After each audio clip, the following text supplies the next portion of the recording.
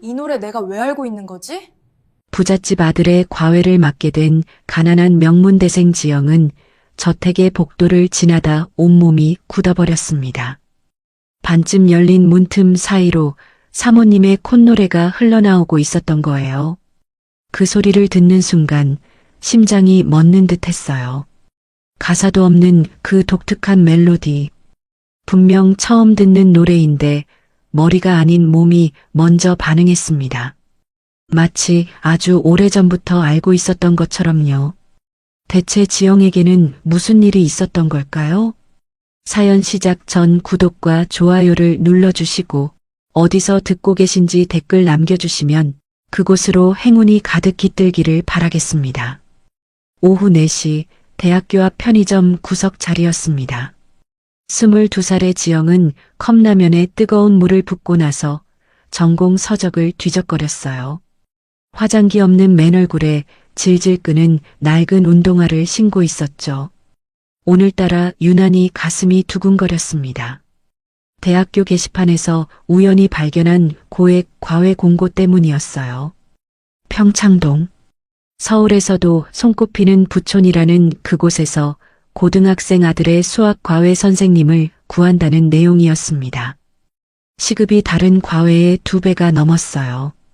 지영은 떨리는 손으로 연락처를 눌렀고 운 좋게도 오늘 면접을 보게 되었죠. 지영은 가방 속을 뒤적여 접어둔 옷가지를 꺼냈습니다. 빳빳한 흰색 블라우스와 검정 구두. 할머니가 아침에 손수 다려주신 것이었죠. 지영은 그 옷을 보며 오전에 있었던 일을 떠올렸습니다. 수선집 한쪽 구석의 낡은 거울 앞에서 지영은 블라우스를 입어보고 있었습니다. 할머니는 돋보기를 코끝에 걸친 채 지영의 옷매무새를 살피셨죠. 할머니, 나 오늘 평창동 가. 거기 면접 붙으면 이번 학기 등록금 걱정 끝이야. 지영은 거울 속 자신의 모습을 보며 말을 이었습니다.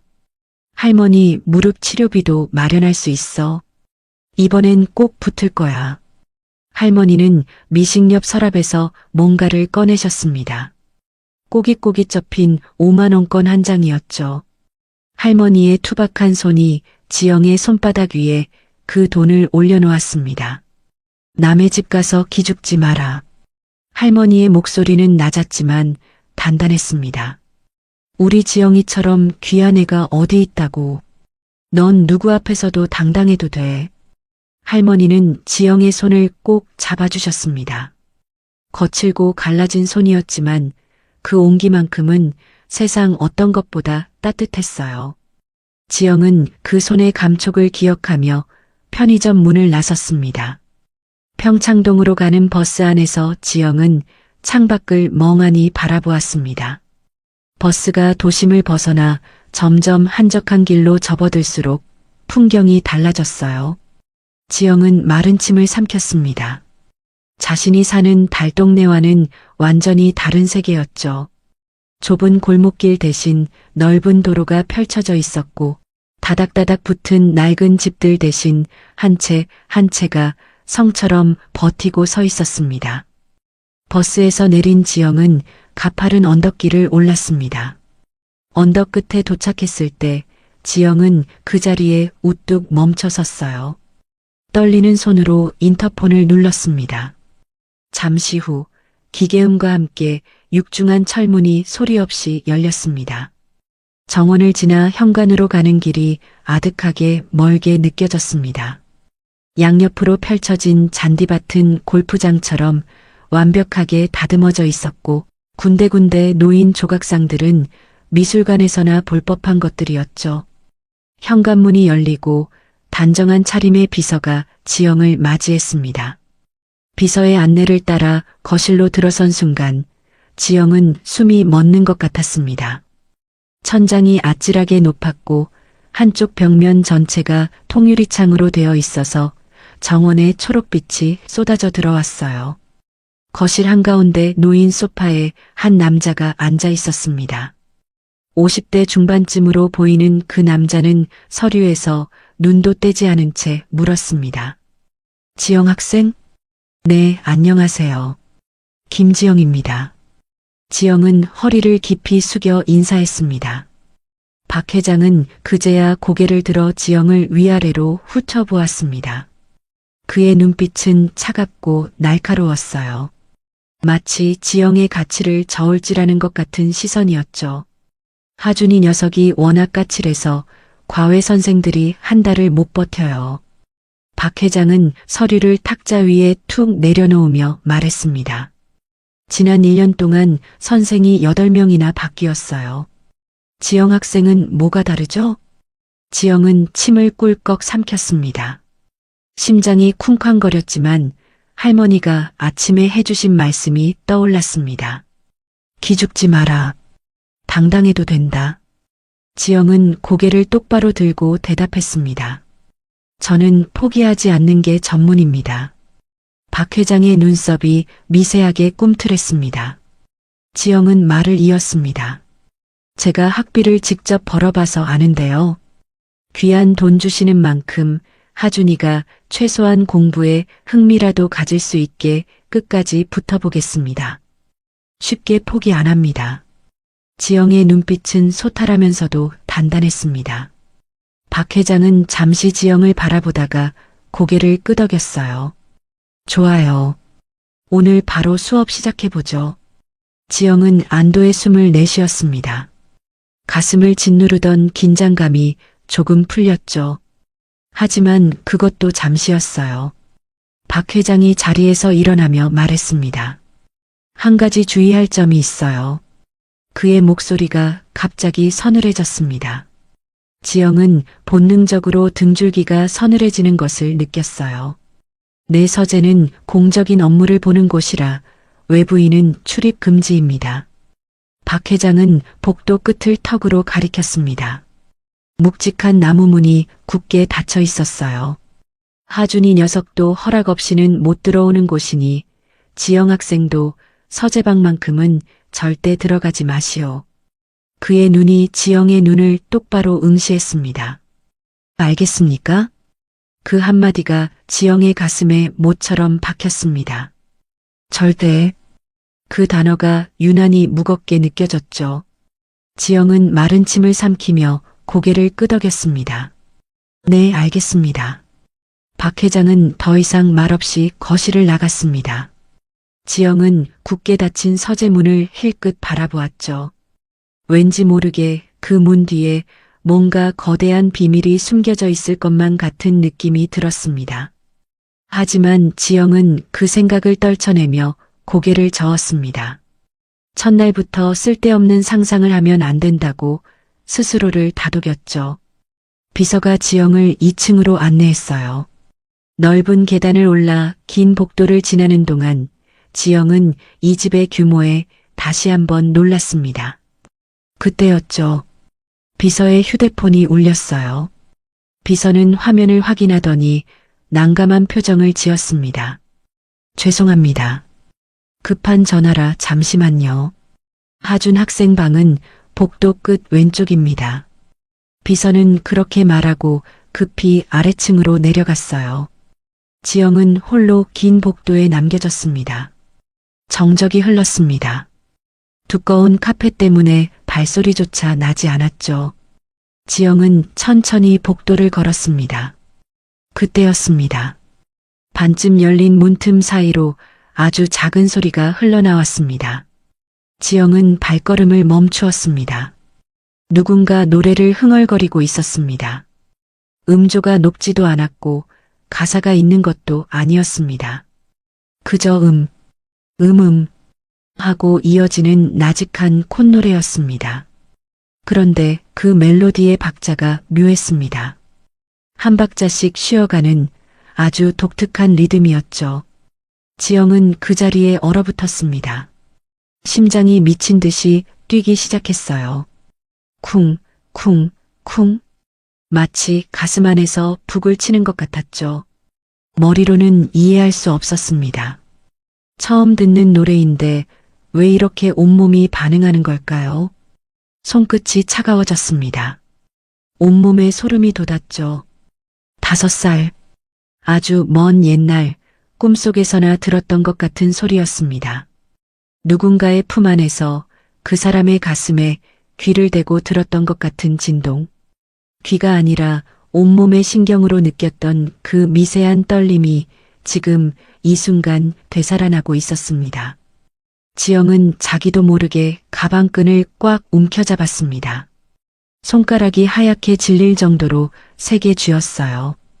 왜 갑자기 눈물이 날 것 같지? 지영은 속으로 되뇌었습니다. 이 노래 어디서 들어본 것 같은데. 분명히 알아. 아는데 기억이 안 나. 지영은 홀린 듯 열린 문틈 쪽으로 고개를 돌렸습니다. 문 사이로 방 안의 모습이 어렴풋이 보였죠. 다도실인 것 같았어요. 창가에 놓인 찻상 앞에 한 여자가 앉아 있었습니다. 50대 초반으로 보이는 여자였습니다. 단정하게 올린 머리, 우아한 한복 저고리. 그녀는 찻잔에 차를 따르며 무심코 콧노래를 흥얼거리고 있었습니다. 그 콧노래는 그녀가 의식하지 못한 채 내뱉는 아주 깊은 습관 같았습니다. 지영의 눈에 눈물이 고였어요. 왜인지 알 수 없었습니다. 형용할 수 없는 감정이 밀려왔죠. 그때였습니다. 복도 끝방 문이 거칠게 열리며 누군가 튀어나왔어요. 아, 선생님 왔어요? 17살쯤 되어 보이는 소년이었습니다. 날카로운 눈매에 까칠한 표정. 그가 지영을 위아래로 훑어보며 물었습니다. 왜 거기 멍하니 서 있어요? 안 들어와요? 하준이었습니다. 지영은 화들짝 놀라 제정신으로 돌아왔어요. 동시에 안쪽에서 들리던 콧노래도 뚝 끊겼습니다. 지영이 고개를 돌리자 문 너머의 여자와 눈이 마주쳤습니다. 사모님 윤숙이었습니다. 그녀는 찻잔을 내려놓고 천천히 고개를 들어 복도의 지영을 바라보았죠. 그 눈빛이 묘했어요. 호기심도 경계심도 아닌 무언가 깊고 슬픈 감정이 서린 눈이었습니다. 아, 죄송합니다. 제가 길을 잠시 잃어서요. 지영은 서둘러 하준의 방으로 들어갔습니다. 하지만 등 뒤로 꽂히는 윤숙의 시선을 느낄 수 있었죠. 차분하지만 어딘가 흔들리는 듯한 그 시선이 지영의 등에 오래도록 머물렀습니다. 하준의 방은 넓고 화려했습니다. 최신식 컴퓨터와 게임기, 값비싼 가구들이 가득했어요. 하지만 지영은 그런 것들이 눈에 들어오지 않았습니다. 책상 앞에 앉았지만 머릿속에는 오직 한 가지 생각만 맴돌았죠. 저 사모님이 흥얼거리는 저 노래, 왜 내가 알 것만 같지? 지영은 펜을 집어들었지만 손이 미세하게 떨렸습니다. 손등 위로 알 수 없는 식은땀이 흘러내렸습니다. 하준이 의자를 삐걱거리며 앉았습니다. 선생님 뭐해요? 수업 안 해요? 지영은 애써 웃으며 문제집을 펼쳤습니다. 응, 미안. 시작하자. 하지만 그녀의 마음은 이미 그 콧노래에 사로잡혀 있었습니다. 평생 잊고 살았던, 아니 잊은 줄도 몰랐던 무언가가 깨어나고 있었습니다. 마치 오래된 상처의 딱지가 벗겨지듯 아프면서도 간지러운 그 감각이 지영의 온몸을 휘감았어요. 지영은 알지 못했죠. 오후의 햇살이 창문을 통해 비스듬히 쏟아지는 그 순간 닫혀있던 운명의 문이 조용히 열리기 시작하고 있었다는 것을요. 하준이 의자를 뒤로 젖히며 지영을 위아래로 훑어보았습니다. 입꼬리가 비스듬히 올라간 게 영락없이 비아냥거리는 표정이었어요. 선생님, 아까 우리 엄마 방 앞에서 뭐 했어요? 지영의 손이 움찔했습니다. 뭘 그렇게 넋을 놓고 보고 있었어요? 우리 엄마가 좀 비현실적으로 예쁘긴 하죠? 하준의 목소리에는 날이 서 있었어요. 처음 보는 과외 선생을 테스트하려는 듯한, 일부러 불편하게 만들려는 듯한 말투였습니다. 지영은 심호흡을 하며 애써 침착하게 대답했어요. 아니, 집이 워낙 커서 복도를 좀 헷갈렸어. 지영은 문제집의 첫 페이지를 펼쳤습니다. 하준은 여전히 팔짱을 낀 채 천장만 바라보고 있었어요. 하준아, 이 단원학교에서 어디까지 배웠어? 몰라요. 안 들었으니까. 그럼 처음부터 같이 해보자. 이건 말이야. 지영이 설명을 시작했지만 방 안의 공기가 자꾸만 어깨를 짓눌렀습니다. 이상한 기분이었어요. 묘하게 냉기가 도는 것 같았죠. 지영은 설명을 하면서 다시 한번 방 안을 둘러보았습니다. 부족한 것 하나 없는 방이었어요. 그런데 뭔가 이상했습니다. 어린 시절 흔적이 어디에도 없었습니다. 보통 이 나이 또래 아이들 방에는 어릴 때 받은 상장이나 트로피, 유치원 졸업사진 같은 게 하나쯤은 있기 마련이에요. 하다못해 어릴 때 좋아했던 캐릭터 인형이라도요. 그런데 하준의 방에는 그런 것들이 단 하나도 보이지 않았습니다. 마치 이 방의 주인에게 어린 시절이란 게 존재하지 않았던 것처럼요. 1시간이 금방 지나갔습니다. 오늘은 여기까지 하자. 다음 시간까지 이 부분 복습해와. 지영이 문제집을 덮자 하준이 처음으로 지영의 얼굴을 똑바로 쳐다보았어요. 선생님, 또 올 거예요? 그 질문에는 아까의 비아냥이 없었습니다. 오히려 뭔가를 확인하려는 듯한 조심스러운 눈빛이었죠. 지영은 웃으며 대답했어요. 당연하지. 나 쉽게 포기 안 해. 하준의 입꼬리가 아주 미세하게, 정말 미세하게 올라갔습니다. 그건 분명 웃음이었어요. 아주 짧았지만요. 지영이 방문을 열고 나오자 복도 끝 대기석에 누군가 앉아 있었습니다. 윤숙이었어요. 아까 다도실에서 콧노래를 흥얼거리던 그 사모님이 단정한 자세로 지영을 기다리고 있었던 거죠. 어머, 선생님. 윤숙이 자리에서 일어나며 정갈한 미소를 지었습니다. 아까 복도에서 보았던 그 슬픈 눈빛은 온데간데 없었어요. 마치 다른 사람처럼 차분하고 우아한 모습이었습니다. 첫 수업인데 고생 많았어요. 잠시 차 한잔하고 갈래요? 지영은 사양하려다가 입을 다물었습니다. 왠지 이 사람과 더 이야기하고 싶었어요. 아까 그 콧노래의 정체가 궁금하기도 했고 이 집의 감도는 묘한 분위기의 이유도 알고 싶었죠. 네, 감사합니다. 윤숙의 뒤를 따라 1층 거실로 내려왔습니다. 윤숙은 직접 찻잔에 차를 따랐어요. 연한 녹차 향기가 거실에 퍼졌습니다. 앉아요. 윤숙이 소파를 가리켰습니다. 지영은 조심스럽게 소파 끝에 걸터 앉았어요. 가까이서 본 윤숙의 얼굴은 아까 복도에서 본 옆모습보다 훨씬 더 창백했습니다. 화장을 곱게 했지만 그 아래로 짙은 피로가 비쳐 보였죠. 윤숙이 찻잔을 건네며 지영의 손을 물끄러미 바라보았습니다. 지영 선생님은 부모님하고 사이가 좋은가 봐요. 뜬금없는 질문이었어요. 지영은 찻잔을 받아들며 고개를 갸웃했습니다. 네, 왜요? 손이 아주 따뜻해 보여요. 사랑받고 자란 사람 손은 달라요. 윤숙의 목소리에는 알 수 없는 그리움이 묻어 있었습니다.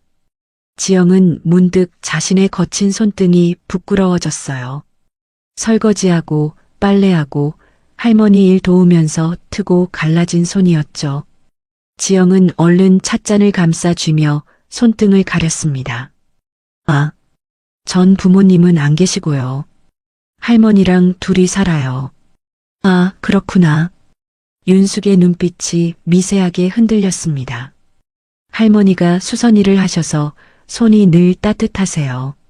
저도 어릴 때부터 할머니 손잡고 자서 그런가 봐요. 지영은 웃으며 대답했지만 윤숙은 웃지 않았어요. 그 모습이 왠지 쓸쓸해 보였죠. 어색한 침묵이 흘렀습니다. 지영은 할 말을 찾으려 자연스럽게 거실 벽면을 둘러보았어요. 그런데 이상한 점을 발견했습니다. 이 정도로 큰 저택이라면 보통 가족사진 한두 장쯤은 걸려있기 마련이에요. 거실 벽면에 아이의 돌잔치 사진이나 졸업식 사진, 가족 여행 사진 같은 것들이요. 그런데 이 집 거실에는 그런 게 하나도 없었습니다. 사방이 값비싼 그림과 추상적인 조각상 뿐이었어요. 지영은 참지 못하고 물었습니다.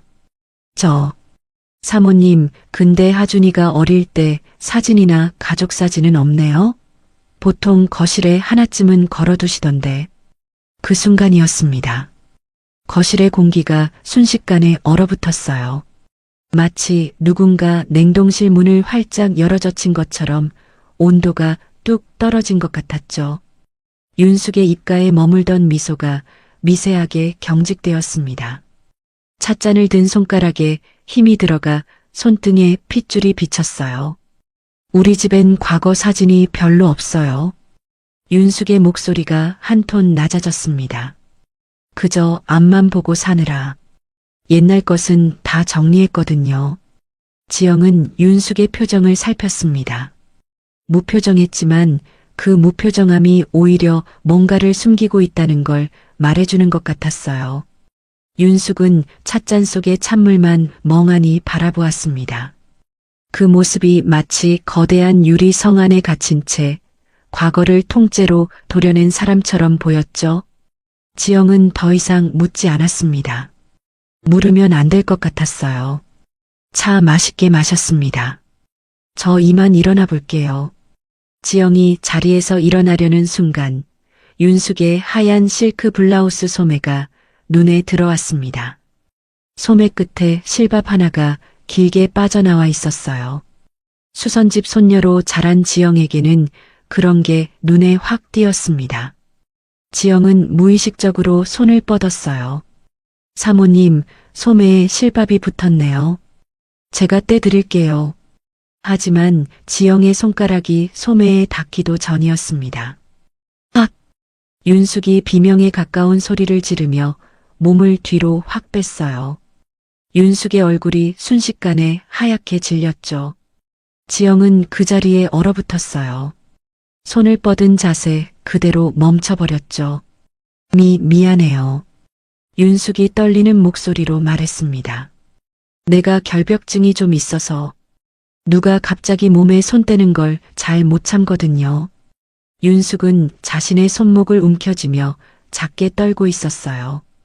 아까까지 차분하고 우아하던 모습은 온데간데 없었습니다. 지영은 당혹스러움보다 당황스러움이 앞섰습니다. 실밥 하나 떼주려던 것뿐인데요. 왜 저렇게까지 겁을 내는 걸까요? 마치 누군가에게 잡히면 안 되는 사람처럼, 누군가의 손길이 무서운 사람처럼요. 아, 죄송해요. 제가 생각이 짧았네요. 지영은 손을 거두며 사과했습니다. 윤숙은 간신히 미소를 지으며 고개를 저었어요. 아니에요. 내가 너무 예민해서 그래요. 신경 쓰지 마요. 하지만 윤숙의 손은 여전히 떨리고 있었습니다. 찻잔을 집어드는 손가락이 파르르 떨려서 찬물이 잔 밖으로 조금 쏟아졌어요. 윤숙은 애써 태연한 척했지만 지영의 눈에는 다 보였습니다. 이 사람은 뭔가를 무서워하고 있어요. 단순한 결벽증이 아니었습니다. 저건 공포였어요. 오랜 시간 동안 뭔가에 시달려온 사람이 보이는 반응이었죠. 저 그럼 다음 주에 다시 올게요. 지영은 서둘러 인사하고 현관으로 향했습니다. 뒤에서 윤숙의 목소리가 들려왔어요. 선생님, 조심해서 가요. 그 목소리는 평범한 인사였지만 왠지 모르게 간절하게 들렸습니다. 저택을 나온 지영의 머리 위로 보슬비가 내리기 시작했습니다. 언제부터 구름이 몰려왔는지 하늘이 잿빛으로 물들어 있었어요. 지영은 우산이 없어서 가방을 머리 위에 올린 채 버스 정류장을 향해 걸었습니다. 걸으면서 자꾸 뒤를 돌아보게 되었어요. 저택의 2층 창문이 보였습니다.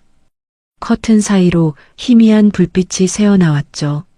누군가 창가에 서 있는 것 같기도 했어요. 윤숙인지 하준인지 아니면 다른 누군가인지 알 수 없었습니다. 지영은 주머니 속 할머니의 낡은 손수건을 만지작거렸어요. 축축한 손수건이 손끝에 닿았습니다. 머릿속에서 오늘 본 것들이 하나씩 떠올랐죠. 사진 한 장 없는 거실, 갑작스러운 접촉에 사색이 된 얼굴, 그리고 그 콧노래. 저 집에 뭐가 있는 걸까요? 저 사모님은 대체 무엇을 숨기고 있는 걸까요? 버스가 달동네 정류장에 멈춰섰습니다. 골목 끝 희미한 불빛이 새어나오는 수선집이 보였습니다. 할머니가 아직 미싱 앞에 앉아 계신 거였어요. 지영은 발걸음을 재촉했습니다. 골목 끝 수선집 문을 열자 익숙한 소리가 지영을 맞이했습니다. 드르륵, 드르륵. 할머니의 미싱 소리였어요. 늦은 밤인데도 75살의 할머니는 돋보기를 코끝에 걸친 채 미싱 앞에 앉아 계셨습니다. 굽은 등, 주름진 손, 하얗게 센 머리카락. 형광등 불빛 아래서 바느질감에 집중하는 모습이 왠지 모르게 쓸쓸해 보였어요. 할머니, 나왔어. 지영이 할머니의 굽은 등 뒤로 다가가 가만히 얼굴을 부볐습니다. 할머니가 미싱을 멈추고 돌아보았어요. 비에 젖은 지영의 모습을 보더니 눈이 휘둥그레졌습니다. 어휴, 이게 무슨 꼴이야. 비를 다 맞고 왔어? 할머니가 허둥지둥 일어나 마른 수건을 가져왔어요. 그리고 지영의 젖은 머리카락을 정성껏 닦아주었습니다. 투박하지만 따뜻한 손길이었죠. 우리 강아지 고생 많았지? 면접은 잘 봤어? 응, 붙었어. 오늘부터 바로 수업했어. 정말? 할머니의 주름진 얼굴에 환한 웃음이 번졌습니다. 잘 됐네, 잘 됐어. 우리 지영이 복 받을 거야. 할머니는 부엌에서 사과 한 알을 가져와 깎기 시작했습니다. 지영은 작은 식탁에 앉아 할머니가 깎아주는 사과를 받아들었습니다. 한입 베어 무늬 달콤한 즙이 입안에 퍼졌어요. 익숙한 맛, 익숙한 공간, 익숙한 사람. 평창동 저택에서 느꼈던 그 묘한 긴장감이 스르르 풀려나갔습니다. 그 집은 어땠어? 사람들은 괜찮던? 할머니가 물었어요. 지영은 사과를 씹으며 오늘 있었던 일들을 떠올렸습니다. 집이 엄청 커. 우리 집 밖에는 들어갈 것 같아.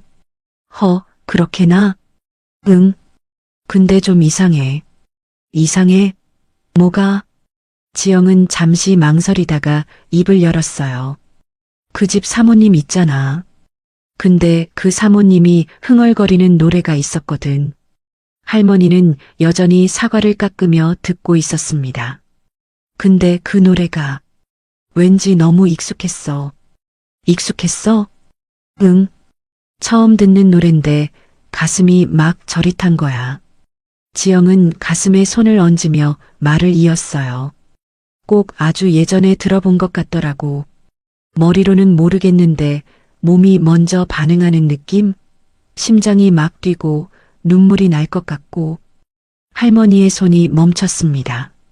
사과를 깎던 과도가 허공에서 정지했어요. 할머니의 눈빛이 순간적으로 굳어졌습니다. 하지만 그건 아주 짧은 순간이었고 지영은 사과를 먹느라 그 변화를 알아채지 못했죠. 할머니, 나 어릴 때 이런 노래 들어본 적 있어? 지영이 고개를 갸웃하며 물었어요. 혹시 잃어버린 엄마가 불러줬던 건가? 5살 전에? 할머니의 손가락에 힘이 들어갔습니다.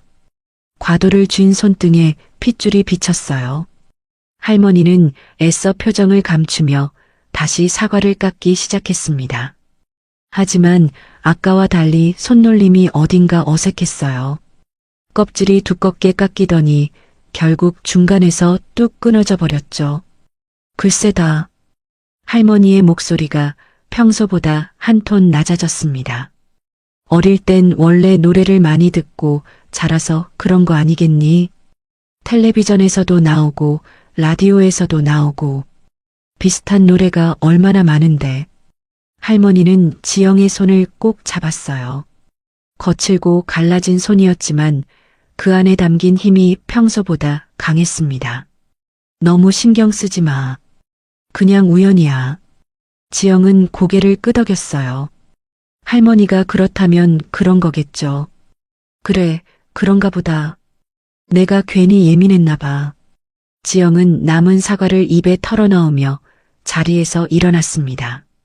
나 씻고 올게. 비 맞아서 찝찝해. 지영이 좁은 욕실로 들어가고 문이 닫혔습니다. 곧 물소리가 들려왔어요. 할머니는 그제야 손에 쥐고 있던 과도를 내려놓았습니다. 손이 떨리고 있었어요. 할머니는 지영이 벗어놓은 블라우스를 집어들었습니다. 빗물에 젖어서 축축한 옷이었죠. 할머니는 그 블라우스를 무릎 위에 올려놓고 한참 동안 아무 말도 하지 못했어요. 평소 인자하던 할머니의 얼굴에 짙은 그늘이 드리워져 있었습니다. 눈가의 주름이 더 깊어 보였고 입술이 파르르 떨렸어요. 할머니는 차마 욕실 쪽을 쳐다보지 못한 채 멍하니 멈춰버린 미싱 바늘만 바라보았습니다. 잠시 후 욕실 문이 열리고 지영이 나왔습니다. 머리에 수건을 두르고 편한 잠옷으로 갈아입은 모습이었죠. 할머니, 나 졸려. 먼저 잘게. 그래, 자라. 많이 피곤하지? 할머니가 애써 웃으며 대답했어요. 지영은 이불 속으로 파고들며 눈을 감았습니다. 할머니도 빨리 자. 미싱 너무 오래 하면 눈 나빠져. 알았어, 알았어. 할머니가 지영의 이불을 여며주었습니다. 지영은 금방 깊은 잠에 빠져들었어요. 고른 숨소리가 좁은 방 안에 퍼졌습니다. 하지만 할머니는 잠들지 않았어요. 지영의 숨소리가 깊어진 것을 확인하고 할머니가 조용히 자리에서 일어났습니다. 발소리를 죽이며 벽장 앞으로 다가갔어요. 벽장 문을 열자 낡은 이불보와 옷가지들이 빽빽하게 쌓여 있었습니다. 할머니는 그것들을 조심스럽게 옆으로 밀어내고 벽장 가장 깊숙한 곳에 손을 뻗었어요. 손끝에 뭔가가 닿았습니다. 낡은 나무 괴짝이었어요. 모서리가 닳고 금속 장식에 녹이 쓴 오래된 괴짝. 할머니는 지영이 깰까봐 뒤를 힐끗 돌아보았습니다. 지영은 여전히 곤히 잠들어 있었어요. 할머니는 떨리는 손으로 괴짝 뚜껑을 열었습니다. 괴짝 안에는 종이에 겹겹이 쌓인 무언가가 들어 있었어요. 할머니는 조심스러운 손길로 종이를 벗겨냈습니다. 아주 작은 꽃무늬 원피스였어요. 5살짜리 아이가 입을 만한 크기. 색이 바래고 천이 삭아서 낡았지만 할머니는 그 옷을 마치 보물처럼 어루만졌습니다. 투박한 손가락이 꽃무늬 위를 천천히 쓸어내렸어요. 할머니의 눈에 눈물이 고였습니다. 입술을 꽉 깨물었지만 눈물은 멈추지 않았어요. 주름진 볼을 타고 눈물이 흘러내렸습니다. 할머니는 소리를 내지 않으려고 필사적으로 참았어요. 지영이가 깨면 안 되니까요. 한참을 그렇게 옷을 쓰다듬던 할머니가 이내 마음을 다잡았습니다. 눈물을 손등으로 훔치고 작은 원피스를 다시 종이로 감쌌어요. 괴짝 안에 넣고 뚜껑을 닫고 벽장 깊숙이 밀어 넣었습니다. 그리고 잠든 지영의 머리맡으로 다가갔어요. 할머니는 아이의 얼굴을 한참 동안 내려다보았습니다. 잠결에 미소를 짓고 있는 편안한 얼굴. 할머니는 투박한 손으로 지영의 이마를 쓸어내렸어요. 지영이가 오늘 던진 그 질문이 자꾸 귓가에 맴돌았습니다. 혹시 엄마가 불러줬던 건가? 할머니의 가슴이 쿵 내려앉았어요. 이 아이가 상처받으면 어떡하지? 그런 생각에 잠을 이룰 수가 없었습니다. 할머니의 입술 사이로 나직한 한숨이 새어나왔어요. 잘 자라, 우리 강아지. 할머니가 떨리는 목소리로 속삭였습니다. 투박한 손으로 지영의 이마를 쓸어내리며 이 아이가 절대로 상처받지 않기를 빌고 또 빌었습니다. 며칠 뒤 지영은 다시 평창동 저택을 찾았습니다. 버스에서 내려 언덕길을 오르는 내내 마음이 무거웠어요. 며칠 전 들었던 그 콧노래가 아직도 귓가에 맴돌았거든요. 할머니는 그냥 우연이라고 했지만 지영의 가슴 한구석에서는 뭔가 찜찜한 기분이 가시지 않았습니다. 육중한 대문이 열리고 지영은 익숙해진 정원길을 걸어 현관으로 향했어요. 비서가 지영을 맞이하며 2층으로 안내했습니다. 오늘 하준 학생이 좀 컨디션이 안 좋으세요. 비서가 조심스럽게 말했어요. 지영은 고개를 갸웃했습니다. 무슨 일 있어요? 아, 아닙니다. 그냥 수업 잘 부탁드려요. 비서는 말끝을 흐리며 아래층으로 내려갔습니다. 지영은 혼자 긴 복도를 걸었어요. 두꺼운 카펫이 발소리를 삼켰습니다. 하준의 방 앞에 거의 다다랐을 때였습니다. 굳게 닫힌 문틈 사이로 무언가 새어나왔어요. 목소리였습니다. 낮지만 날카로운 서리빨 같은 목소리. 이번 성적이 이게 뭐야? 박 회장의 목소리였어요. 지영은 그 자리에 얼어붙었습니다. 내가 너한테 쏟아붓는 돈이 얼마인데 고작 이따위 결과를 가져와. 문 너머로 박 회장의 고함이 이어졌습니다. 지영은 숨을 죽인 채 복도 벽에 몸을 바짝 붙였어요. 학원비가 얼마야? 과외비가 얼마고? 한 달에 1,000만 원이 넘는 돈을 쏟아붓는데 겨우 이거야? 퍽! 무언가가 바닥에 내동댕이 쳐지는 소리가 들렸어요. 책인지 가방인지 묵직한 것이 떨어지는 둔탁한 소리였습니다. 넌 우리 집안을 이끌어야 할 놈이야. 정신 안 차려. 박 회장의 목소리가 절정에 달했습니다. 지영은 심장이 쪼그라드는 것 같았어요. 저렇게 차갑고 날카로운 목소리로 아이를 몰아세우다니. 잠시 정적이 흘렀습니다. 그리고 문이 벌컥 열렸어요. 지영은 재빨리 복도 모퉁이 뒤로 몸을 숨겼습니다. 심장이 터질 것처럼 뛰었어요. 박 회장이 붉어진 얼굴로 방을 나왔습니다. 눈이 충혈되어 있었고 턱 근육이 단단하게 굳어 있었죠. 박 회장은 지영이 숨어 있는 쪽을 보지도 않고 성큼성큼 복도를 지나갔습니다. 구두 소리가 계단을 내려가며 점점 멀어졌어요. 지영은 한참 동안 그 자리에 서 있었습니다. 심호흡을 하며 마음을 가라앉혔어요. 그리고 천천히 하준의 방 앞으로 다가갔습니다. 똑똑. 문을 두드렸지만 대답이 없었어요. 하준아, 나야. 선생님. 여전히 대답이 없었습니다. 지영은 잠시 망설이다가 조심스럽게 문을 열었어요. 방 안은 난장판이었습니다. 문제집들이 바닥에 흩어져 있었고 책상 위에 물건들이 사방으로 쏟아져 있었어요.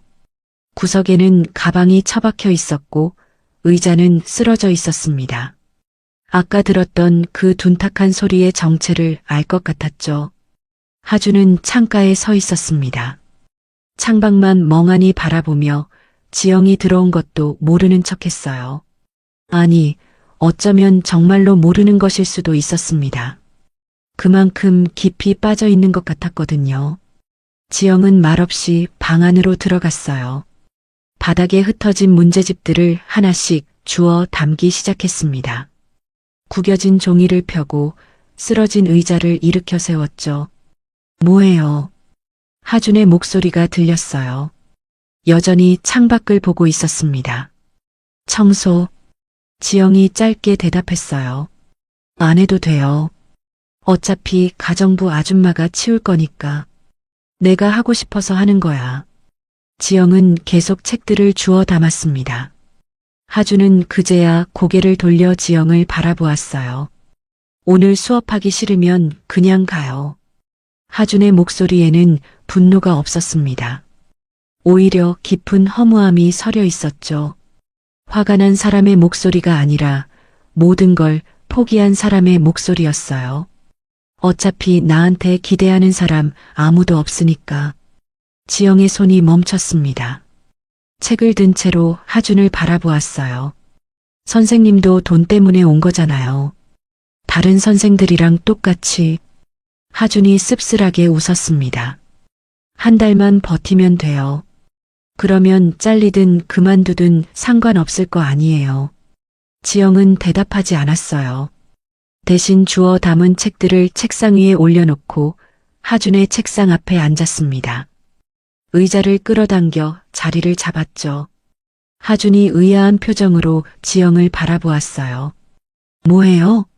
가라니까. 수업하려고. 방금 하기 싫다고 했잖아요. 내가 싫다고 했지. 내가 싫다고 한 적 없어. 지영이 문제집을 펼쳤습니다. 하준은 어이없다는 듯 코웃음을 쳤어요. 진짜 이상한 사람이네. 하지만 하준은 창가에서 움직이지 않았습니다. 여전히 창밖을 바라보고 있었죠. 지영은 문제집을 펼친 채로 하준의 시선을 따라 창밖을 바라보았어요. 저 아래 정원이 보였습니다. 넓은 잔디밭, 가지런히 다듬어진 나무들, 그리고 정원 한가운데 놓인 벤치. 그 벤치에 누군가 앉아 있었어요. 윤숙이었습니다. 사모님이 멍하니 벤치에 앉아 허공을 바라보고 있었죠. 무언가를 생각하는 것 같기도 하고 아무 생각도 하지 않는 것 같기도 했어요. 우리 엄마는 하루 종일 저러고 있어요. 하준이 나직하게 중얼거렸습니다. 밥 먹을 때 빼고는 거의 저기 앉아 있어요. 아니면 2층 다도실에서 차 마시거나. 지영은 말없이 듣고 있었어요. 나를 보고 있어도 내가 아니라 딴 사람을 보고 있는 것 같다니까요. 하준의 목소리가 떨렸습니다. 어릴 때부터 그랬어요. 엄마가 나를 볼 때, 뭐랄까, 눈은 나를 보는데 마음은 다른 데 있는 느낌? 항상 나를 뚫고 다른 뭔가를 보는 것 같았어요. 지영은 가슴이 먹먹해졌어요. 17살 소년이 하기엔 너무 무거운 말이었습니다. 아빠는 아빠대로 나를 후계자로만 봐요. 아들이 아니라 회사 물려줄 도구로요. 하준이 창문에 이마를 기댔습니다. 난 이 집에서 그냥 박 회장의 후계자로 길러지는 로봇일 뿐이에요. 성적 잘 받고 좋은 대학 가고 회사 물려받고 그게 내 인생의 전부예요. 하준의 눈가가 붉어졌어요. 하지만 울지는 않았습니다. 아마 울기엔 너무 많이 상처받아서 이제는 눈물도 안 나오는 것 같았죠. 지영은 그런 하준을 바라보며 가슴이 저렸습니다. 부모의 전폭적인 지원을 받으면서도 정작 진짜 사랑에는 굶주린 소년. 넘치도록 가진 것 같으면서도 정작 가장 중요한 건 텅 비어 있는 아이. 화려한 저택 안에서 외로움에 시달리는 17살. 지영은 조용히 입을 열었어요. 하준아. 하준은 대답하지 않았습니다. 나도 부모님 얼굴 몰라. 하준이 고개를 돌렸어요. 처음으로 지영의 눈을 똑바로 바라보았습니다. 5살 때 잃어버렸거든. 그 뒤로 할머니가 키워주셨어. 지영은 담담하게 말했어요. 부모님이 어떤 사람인지, 왜 나를 잃어버렸는지, 아직도 살아계신지. 아무것도 몰라. 하준의 눈빛이 흔들렸습니다. 그래서 내 마음 조금은 알 것 같아. 마음 둘 곳이 없는 느낌. 내가 여기 있는데 아무도 나를 안 보는 것 같은 느낌. 지영이 하준의 눈을 똑바로 바라보았어요. 근데 있잖아, 하준아. 하준은 말없이 듣고 있었습니다.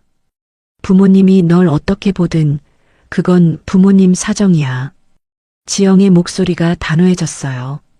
근데 너까지 너 자신을 그렇게 대하면 안 되는 거잖아. 하준의 눈이 커졌습니다. 로봇이 되기 싫으면 내가 내 인생을 증명해. 공부가 싫으면 다른 거라도 해보던가. 음악이든 운동이든 그림이든. 내가 진짜 좋아하는 게 뭔지 찾아봐. 지영이 책상을 손가락으로 톡톡 두드렸어요. 이렇게 멍하니 창밖만 보고 있는 건 너무 아깝지 않아? 넌 17살이야. 뭐든 할 수 있는 나이라고. 하주는 당황한 듯 입을 다물었습니다. 평소에 만났던 과외 선생들은 다 비슷했거든요.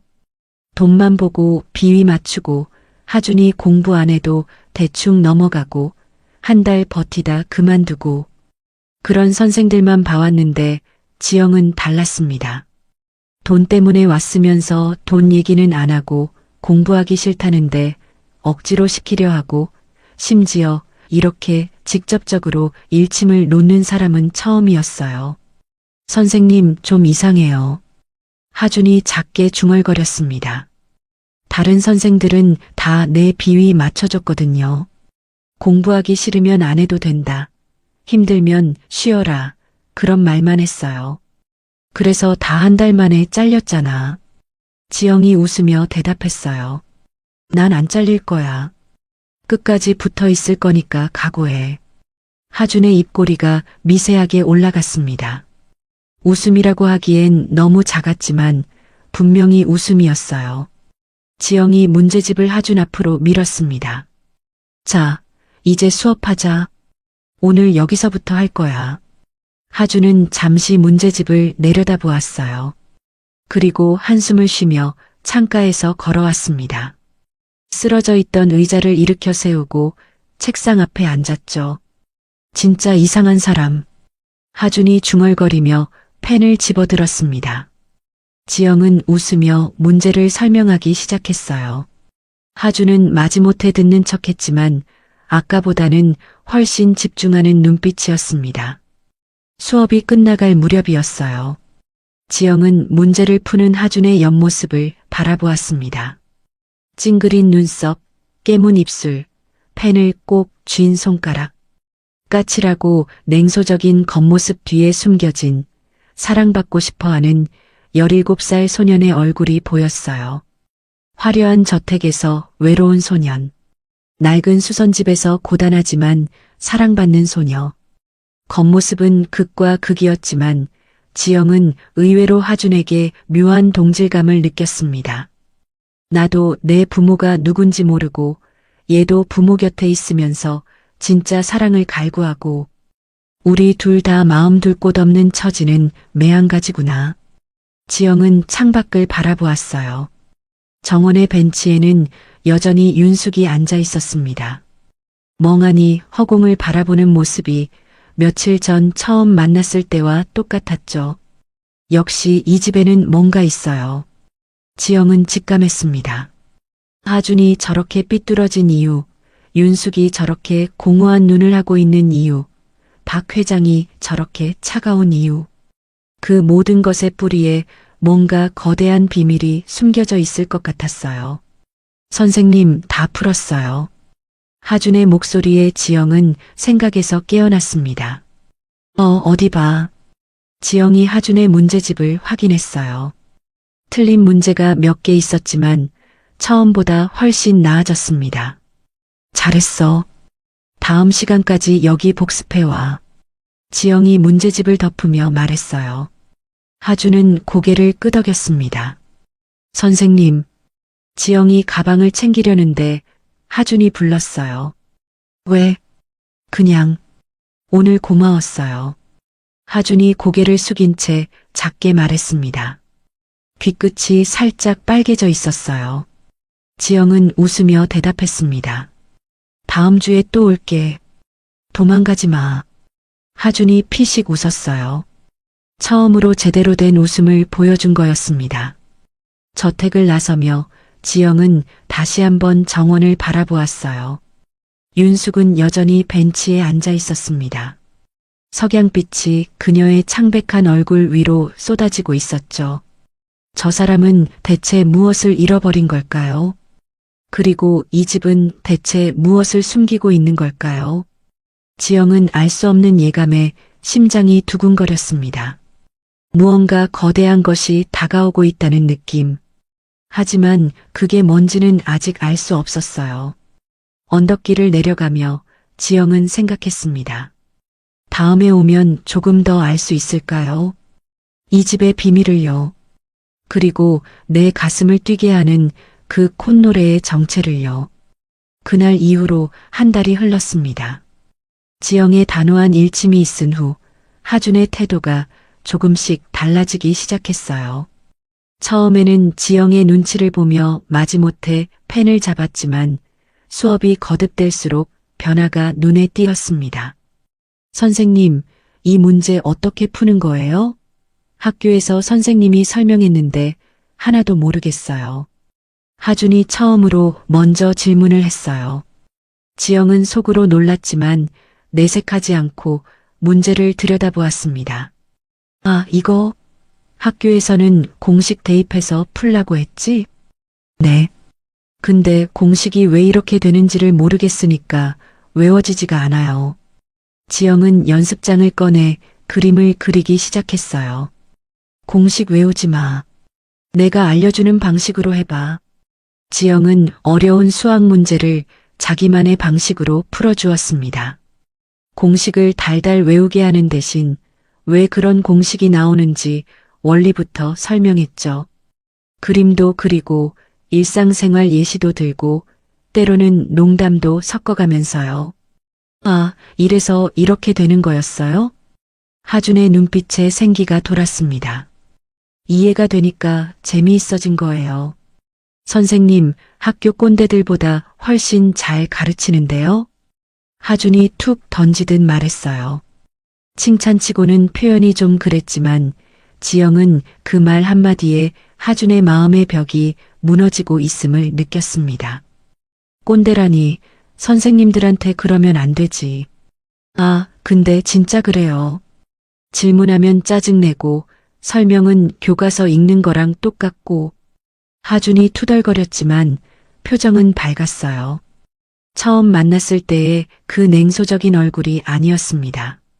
그렇게 한 달이 지나자 냉기만 흐르던 하준의 방에는 제법 치열한 공부 열기가 감돌았어요. 책상 위에는 풀다 만 문제집들이 쌓여 있었고 연습장에는 하준이 직접 정리한 오답 노트가 빼곡했습니다. 저택의 공기도 달라졌어요. 하준이 책상 앞에 앉아 있는 시간이 길어지자 집안 분위기가 눈에 띄게 부드러워졌습니다. 예전에는 거실에서 마주쳐도 눈도 마주치지 않던 박 회장이 이제는 지영에게 가벼운 목례를 건넸어요. 수고해요. 짧은 한마디였지만 지영은 그것만으로도 충분했습니다. 차갑기만 하던 박 회장에게서 인정받는 느낌이 들었거든요. 윤숙의 변화는 더 눈에 띄었어요. 지영이 저택에 올 시간이 되면 윤숙은 정원 입구까지 나와 있었습니다. 말없이 화초를 가꾸는 척하면서요. 지영이 대문을 열고 들어오면 윤숙은 고개를 들어 조용히 미소 지었습니다. 선생님 왔어요? 네, 안녕하세요. 그게 전부였어요. 긴 대화는 없었지만 윤숙이 지영을 기다리고 있다는 건 느낄 수 있었습니다. 왠지 모르게 따뜻한 기분이 들었죠. 그리고 드디어 중간고사 성적이 나오는 날이 왔습니다. 지영이 하준의 방에 들어섰을 때 하준은 책상 앞에 앉아 성적표를 들고 있었어요. 표정이 묘했습니다. 웃는 것 같기도 하고 믿기지 않는다는 것 같기도 하고. 어떻게 됐어? 지영이 조심스럽게 물었어요. 하준이 성적표를 지영에게 내밀었습니다. 지영은 성적표를 받아들고 숫자를 확인했어요. 하준아, 이거 목표 점수 넘었어요. 하준이 작게 웃었습니다. 수학 82점이에요. 지난번보다 30점 올랐어요. 지영의 얼굴에 환한 웃음이 번졌어요. 제 일처럼 기뻐하며 하준의 등을 두드려 주었습니다. 잘했어. 진짜 잘했어. 내가 뭘 했어. 넌 할 수 있다고 했잖아. 하준은 쑥스러운 듯 고개를 숙였지만 입꼬리는 올라가 있었어요.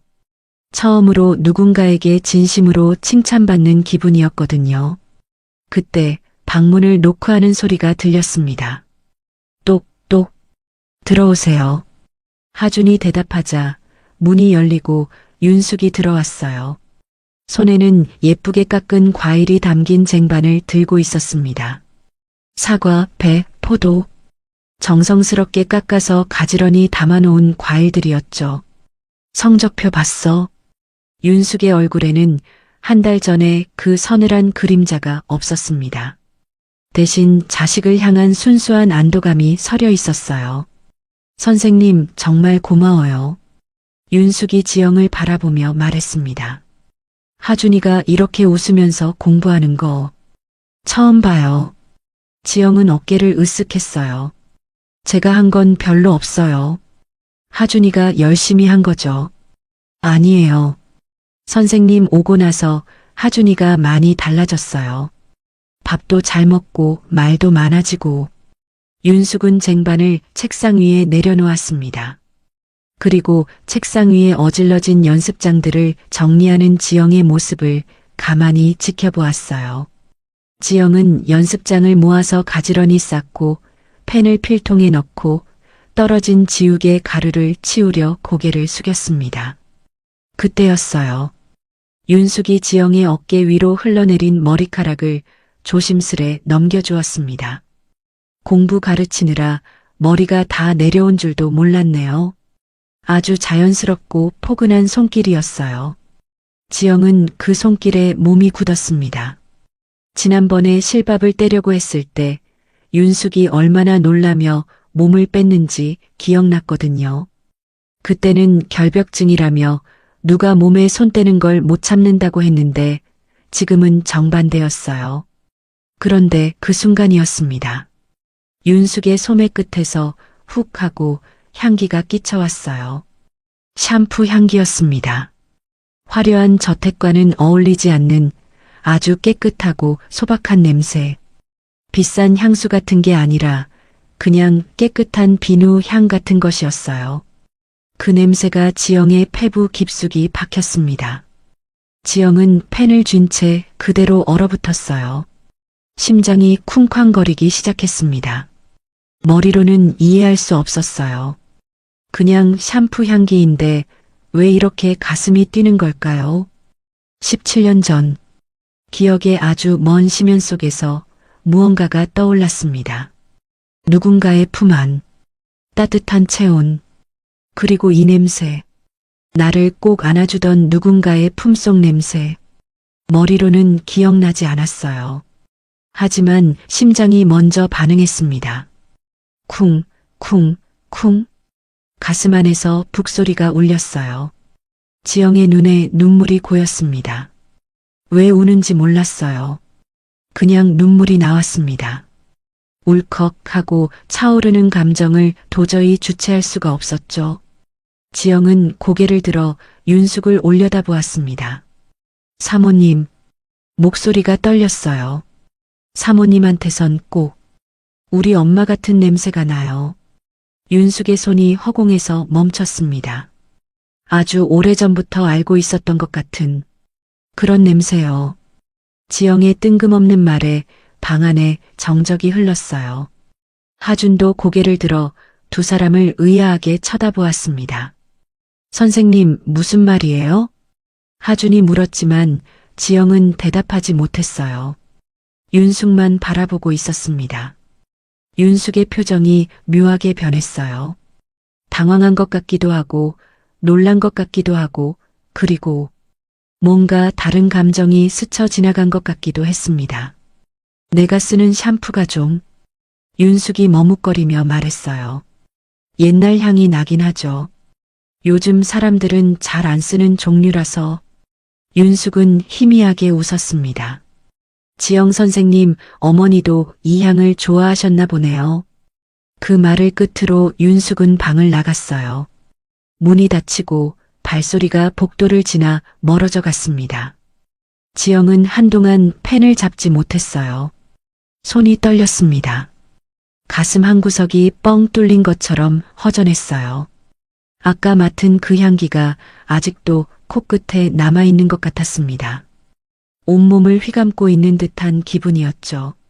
지영의 손등 위로 눈물 한 방울이 툭 떨어졌습니다. 선생님 울어요? 하준이 당황한 목소리로 물었어요. 지영은 애써 고개를 저었습니다. 아니야. 그냥 눈에 뭐가 들어갔나 봐. 지영은 손등으로 눈물을 훔쳤어요. 하지만 눈물은 자꾸만 흘러내렸습니다. 선생님, 왜 그래요? 우리 엄마가 뭐 어쨌어요? 하준이 걱정스러운 표정으로 물었지만 지영은 대답할 수 없었어요. 자신도 왜 이러는지 모르겠으니까요. 과연 우연일까요? 아니면 자신의 기억이 만들어낸 환상일까요? 그 콧노래, 그 향기, 처음 만난 날부터 느꼈던 그 묘한 끌림. 지영의 마음속에 사모님을 향한 거대한 의구심이 싹트기 시작했습니다. 저 사람은 대체 누구일까요? 왜 저 사람 곁에 있으면 이렇게 마음이 흔들리는 걸까요? 왜 저 사람의 노래와 향기가 내 몸을 이렇게 뒤흔드는 걸까요? 지영은 창밖을 바라보았어요. 해가 지고 있었습니다. 붉은 노을이 평창동 저택의 높은 담벼락 위로 쏟아지고 있었죠. 그 안에 숨겨진 비밀이 무엇인지 지영은 아직 알지 못했습니다. 하지만 곧 알게 될 거예요. 자신도 예상하지 못한 방식으로요. 그 후 며칠 동안 지영은 멍한 상태로 지냈습니다. 자꾸만 그 향기가 떠올랐어요. 윤숙의 소매 끝에서 훅 끼쳐왔던 그 샴푸 냄새. 코끝에 아른거리는 것 같아서 도저히 잊을 수가 없었습니다. 그러던 어느 날이었어요. 수업이 있는 날 오후 지영의 휴대폰이 울렸습니다. 화면에 뜬 이름은 회장님 댁이었어요. 보통은 비서가 전화를 하는데 이번에는 달랐습니다. 여보세요? 선생님, 저 하준이 엄마예요. 윤숙의 목소리였어요. 조심스럽고 나직한 목소리. 아, 네. 사모님, 무슨 일이세요? 선생님, 오늘 수업 마치고 시간 괜찮아요? 지영은 잠시 당황했어요. 수업 외에 따로 만나자는 건 처음이었거든요. 네, 괜찮은데요. 왜요? 하준이 성적도 올랐고 해서 제가 선생님께 옷이라도 한 벌 해드리고 싶어서요. 아, 그런 거 안 하셔도 돼요. 과외비 받는 것만으로도 충분해요. 지영이 사양하려 했지만 윤숙의 목소리에는 간절함이 묻어 있었습니다. 제발이요. 선생님 덕분에 하준이가 많이 달라졌어요. 이건 정말 제 마음이에요. 거절하시면 섭섭할 것 같아요. 윤숙의 부탁에 지영은 결국 고개를 끄덕일 수밖에 없었어요. 그럼, 알겠습니다. 수업을 마친 후 지영은 윤숙의 차를 타고 백화점으로 향했습니다. 차 안에서 윤숙은 평소보다 말이 많았어요. 하준이가 요즘 얼마나 달라졌는지, 아침에 일어나는 것도 수월해졌다는 것, 밥도 잘 먹는다는 것. 사소한 이야기들이었지만 윤숙의 목소리에는 진심 어린 기쁨이 담겨 있었습니다. 백화점에 도착하자 윤숙의 눈이 반짝였어요. 선생님, 이쪽으로 와요. 윤숙은 지영의 손을 잡고 여성복 매장으로 이끌었습니다. 화려한 조명 아래 옷들이 가지런히 걸려 있었어요. 지영은 가격표를 슬쩍 보고는 눈이 휘둥그레졌습니다. 원피스 하나에 몇십만 원씩 하는 곳이었거든요. 사모님, 여기 너무 비싼 것 같은데. 괜찮아요. 오늘은 제가 사는 거니까 신경 쓰지 마요. 윤숙은 지영을 데리고 다니며 이것저것 옷을 골랐어요. 눈에 띄게 들뜬 모습이었습니다. 이거 어때요? 색깔이 예쁘지 않아요? 윤숙이 연한 하늘색 원피스를 지영에게 대보았어요. 이 색깔이 선생님 얼굴을 참 화사하게 해주네요. 그래요? 응, 피부가 하얘서 파스텔 톤이 잘 어울려요.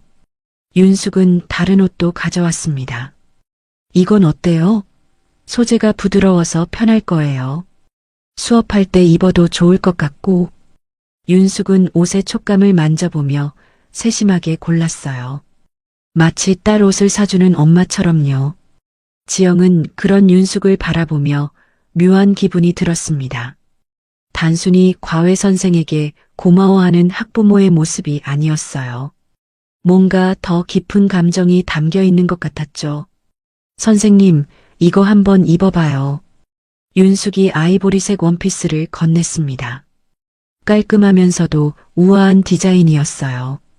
지영은 탈의실로 들어가 옷을 갈아입었습니다. 거울 속에 비친 자신의 모습이 낯설었어요. 평소에 이런 옷은 입어본 적이 없었거든요.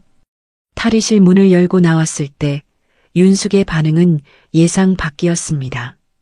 윤숙이 갑자기 멍해졌어요. 거울 앞에 선 지영을 바라보는 윤숙의 눈빛이 묘하게 흔들렸습니다. 마치 지영의 모습 위로 다른 누군가의 형상을 겹쳐보는 듯한 눈빛이었죠. 사모님? 지영이 불렀지만 윤숙은 대답하지 않았어요. 그저 멍하니 지영을 바라보고 있었습니다. 사모님, 왜 그러세요? 이상해요? 지영이 다시 묻자 윤숙이 정신을 차렸습니다. 눈가가 살짝 붉어져 있었어요. 아, 아니에요. 윤숙이 애써 미소 지으며 대답했습니다. 선생님이 예뻐서요. 윤숙은 지영에게 다가와 옷매무새를 다듬어 주었어요. 어깨 부분을 쓸어내리고 허리선을 잡아주고 살아있었다면 윤숙이 나직하게 중얼거렸습니다. 네. 아니, 내 아이도 지금쯤이면 선생님처럼 이렇게 예쁜 옷이 참 잘 어울렸을 텐데. 지영의 가슴이 철렁했어요. 내 아이. 윤숙의 목소리에는 짙은 그리움이 묻어 있었습니다. 마치 오래전에 잃어버린 무언가를 그리워하는 사람의 목소리였죠. 사모님, 아이가. 지영이 조심스럽게 물으려 했지만 윤숙이 먼저 말을 끊었어요. 이거 사줄게요. 선생님한테 잘 어울려요. 윤숙은 옷을 들고 계산대로 향했습니다. 지영은 그 뒷모습을 바라보며 가슴이 먹먹해졌어요. 옷을 결제하는 동안 윤숙이 처음으로 속마음을 살짝 내비쳤습니다. 선생님을 보면 자꾸 마음이 쓰여요. 윤숙이 나직하게 말했어요. 그 콧노래도 향기도. 선생님이 그걸 알아차려 줄 때마다 내 심장이 덜컥거려요. 지영은 말없이 듣고 있었습니다. 왜 그런지 나도 모르겠어요. 그냥 선생님을 보면 자꾸 누군가가 생각나서. 윤숙의 목소리가 떨렸어요. 지영은 윤숙의 눈을 바라보았습니다. 처음 만난 날 보았던 그 거대한 불안의 정체가 조금씩 보이기 시작했어요. 그건 불안이 아니라 상실이었습니다. 뭔가를 잃어버린 사람의 슬픔이었죠. 쇼핑을 마치고 백화점을 나섰습니다. 해가 지고 있었어요. 주황빛 노을이 백화점 유리창에 반사되어 반짝였습니다. 주차장으로 가는 길, 윤숙이 불쑥 지영의 손을 잡았어요. 지영은 깜짝 놀랐습니다. 지난번에 실밥을 떼려고 했을 때 결벽증이라며 경기를 일으키던 모습이 생생하게 기억났거든요. 그런데 지금 윤숙은 지영의 손을 꼭 잡고 있었습니다. 잠깐이었어요. 금방 손을 놓았지만 그 온기는 지영의 손바닥에 오래 남았습니다. 고마워요, 선생님. 윤숙이 미소 지으며 말했어요. 오늘 나랑 같이 있어줘서. 그 말이 왠지 모르게 슬프게 들렸습니다. 마치 오랫동안 외로웠던 사람이 처음으로 누군가와 함께한 것처럼요. 집으로 돌아오는 버스 안에서 지영은 윤숙이 사준 옷가방을 꼭 쥐고 있었습니다. 창밖으로 지나가는 불빛들을 멍하니 바라보며 생각했어요. 살아있었다면 선생님 같았을 거라던 그 아이. 사모님은 왜 사진 한 장 없이 그 아이를 가슴에만 묻고 사는 걸까요? 거실 벽면에 가족사진 한 장 없던 그 집. 과거를 다 정리했다던 윤숙의 말. 그리고 그 콧노래와 향기. 지영은 사모님의 슬픔에 자꾸만 마음이 기울었습니다. 왠지 모르게 그 슬픔이 남의 일처럼 느껴지지 않았거든요. 그리고 이상하게도 머릿속에 자꾸 떠오르는 곳이 있었어요. 서재. 첫날 박 회장이 그토록 단호하게 경고했던 그 방. 절대 들어가지 마시오. 그 차가운 목소리가 귓가에 맴돌았습니다. 왜 그렇게 단호하게 금지했을까요? 하준도 허락 없이는 못 들어간다던 그 방에는 대체 뭐가 있는 걸까요? 지영은 직감했어요. 이 집의 모든 진실이 그 서재 안에 숨겨져 있을 것 같다고. 버스가 달동네 정류장에 멈춰섰습니다. 지영은 옷가방을 꼭 안은 채 버스에서 내렸어요. 골목길을 걸으며 지영은 생각했습니다. 다음에 가면 한번 들여다볼까? 그 서재를. 무슨 비밀이 숨겨져 있는지. 위험한 생각인 건 알았어요. 박 회장에게 들키면 과외에서 잘릴 수도 있었죠. 하지만 그 강렬한 이끌림을 무시할 수가 없었습니다. 마치 그 안에 자신의 운명이 기다리고 있는 것처럼요.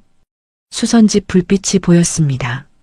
할머니가 아직 미싱 앞에 앉아 계신 거였죠. 지영은 문을 열고 들어가며 중얼거렸어요. 할머니, 나왔어. 하지만 마음 한구석에서는 이미 결심이 서 있었습니다. 다음에는 꼭 알아내겠다고. 이 집의 비밀을요. 며칠 뒤 지영은 다시 평창동 저택을 찾았습니다. 하준의 방에 들어서자 하준은 이미 책상 앞에 앉아 있었어요. 요즘은 지영이 오기 전에 미리 준비를 하고 기다리는 일이 많아졌습니다. 선생님, 오늘 뭐해요? 오답 정리 먼저 하자. 지난번 모의고사에서 틀린 문제들. 지영은 문제집을 펼쳤지만 마음이 딴 데 가 있었어요. 자꾸만 복도 끝에 서재 쪽으로 시선이 갔습니다. 하준이 오답 정리에 집중하는 사이 지영은 마른 입술을 축이며 넌지시 물었어요. 하준아, 지난번에 말한 그 심화 참고서 말이야. 네? 무슨 참고서요? 수학 심화 문제집. 내가 예전에 쓰던 거 있다고 했잖아. 근데 내 방엔 없는 것 같던데. 혹시 아버님 서재에 있니? 지영은 최대한 자연스럽게 물으려 했지만 목소리가 미세하게 떨렸어요. 하준은 대수롭지 않게 대답했습니다.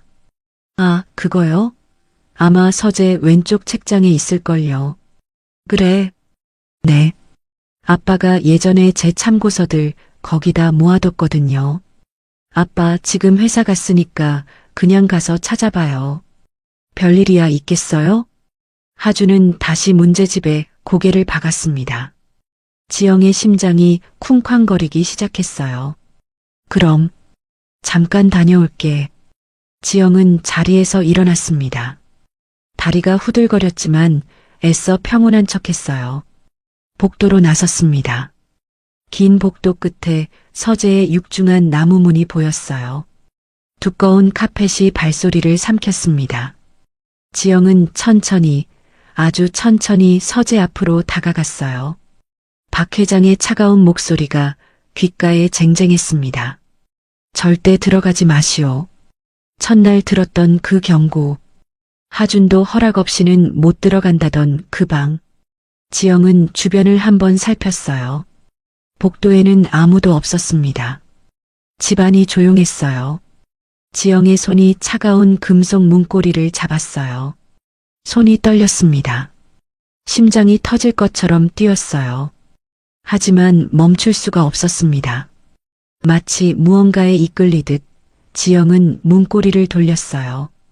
딸깍. 문이 소리 없이 열렸습니다. 서늘한 공기가 얼굴을 스쳤어요. 금지된 방의 냄새, 오래된 책과 나무, 그리고 뭔가 묵직한 비밀의 냄새 같았습니다. 지영은 조심스럽게 서재 안으로 들어갔어요. 서재 안은 박 회장의 성격처럼 지독할 정도로 정갈했습니다. 벽면 한쪽을 가득 채운 책장, 한가운데 놓인 커다란 책상, 그 위에 가지런히 놓인 서류들. 모든 것이 제자리에 있었어요. 먼지 하나 없이 깨끗했습니다. 지영은 하준이 말한 왼쪽 책장으로 다가갔어요. 참고서들이 꽂혀 있었습니다. 손을 뻗어 책들을 훑어보았어요. 그때였습니다. 책들 사이에 부자연스럽게 끼어 있는 것이 눈에 띄었어요. 낡고 두툼한 서류 봉투였습니다. 다른 책들과 달리 누렇게 빛이 바랜 오래된 봉투였죠. 지영은 호기심에 손을 뻗었어요. 봉투를 꺼내려는 순간 봉투가 손에서 미끄러졌습니다. 툭! 봉투가 바닥으로 떨어졌어요. 그리고 봉투 입구가 열리면서 내용물이 사방으로 흩어졌습니다. 아! 지영은 당황하며 얼른 서류들을 주워 담기 시작했어요. 들키면 안 되니까 빨리 치워야 했습니다. 그런데 서류를 줍던 손이 멈췄어요. 깨끗한 비즈니스 문서들 사이에서 유독 다른 것이 있었습니다. 누렇게 빛이 바랜 종이 더미. 수백 장은 좋게 되어 보이는 양이었어요. 지영은 그 종이 한 장을 집어들었습니다. 전단지였어요. 실종 아동 전단지. 아이를 찾습니다. 지영의 눈이 전단지 위의 글자들을 읽어내려갔어요. 이름 박예은. 당시 나이 5살. 전단지 정중앙에 아이의 사진이 박혀 있었습니다. 지영은 그 사진을 보는 순간 숨이 멎었어요. 큼직한 눈망울, 유난히 짙은 눈썹, 동그란 얼굴형, 할머니 수선집 구석, 낡은 앨범 속에서 보았던 자신의 5살 시절 모습과 소름 돋을 정도로 똑같은 얼굴이었습니다. 지영의 손이 파르르 떨리기 시작했어요. 아니야. 우연이야. 지영은 스스로를 진정시키려 했습니다. 세상에 닮은 사람이 얼마나 많은데 그냥 우연의 일치일 거야. 하지만 눈은 이미 전단지 하단의 신체 특징을 읽고 있었어요. 신체 특징. 오른발 발등에 선명한 붉은 점이 있음. 지영의 심장이 멎는 것 같았습니다. 떨리는 손으로 양말을 벗어 던졌어요. 차가운 서재 바닥에 맨발이 닿았지만 그런 건 느낄 겨를도 없었어요. 오른발 발등을 내려다보았습니다. 뽀얀 발등 위 새끼 손톱만 한 붉은 점이 선명하게 박혀 있었어요. 태어날 때부터 그 자리에 있었던 점. 할머니는 복점이라고 했었죠. 지영은 고개를 세차게 저었습니다. 하지만 눈앞의 사실을 부정할 수가 없었어요. 전단지를 다시 들여다보았습니다. 실종 장소와 시기가 적혀 있었어요. 지영의 머릿속이 하얘졌습니다. 자신이 5살이던 해, 남대문 시장, 할머니가 자신을 처음 만났다고 했던 그 장소, 5월, 할머니가 자신을 거두었다고 했던 그 무렵, 모든 것이 일치했어요. 아니야, 아니야. 지영은 부정하려 했지만 눈앞이 빙빙 돌았습니다. 다리에 힘이 풀려서 그 자리에 주저앉았어요. 차가운 서재 바닥이 등을 받쳤습니다. 전단지를 가슴에 품었어요. 손이 떨렸습니다. 온몸이 떨렸습니다. 왜 사모님의 콧노래가 내 몸을 떨게 했는지, 왜 그 향기가 엄마처럼 느껴졌는지, 왜 사모님이 나를 보며 그토록 슬픈 눈을 했는지, 왜 옷을 사주면서 내 아이도 이랬을 텐데라고 했는지, 모든 의문이 하나의 거대한 진실로 변해 지영을 덮쳤습니다. 내가 이 집 딸이라고? 지영의 입에서 떨리는 목소리가 새어나왔어요. 저 사모님이 내 엄마라고? 17년 동안 이 사람들이 나를 찾고 있었던 거예요. 지영은 다시 전단지 더미를 바라보았습니다. 한 장 한 장 인쇄하고 붙이고 나눠주었을 그 시간들. 딸을 찾아 헤매며 보냈을 그 긴 세월. 부모님을 잃어버린 지영을 할머니가 걷어주신 거라는 건 알고 있었어요. 부모님이 누군지, 왜 자신을 잃어버렸는지는 몰랐지만 그냥 그렇게 받아들이고 살았습니다. 그런데 이 전단지들은 뭘까요? 나를 잃어버린 부모가 이렇게까지 나를 찾고 있었다니. 지영의 눈에서 눈물이 흘러내렸습니다. 슬픔이 아니었어요. 뭐라고 설명할 수 없는 복잡한 감정이었습니다.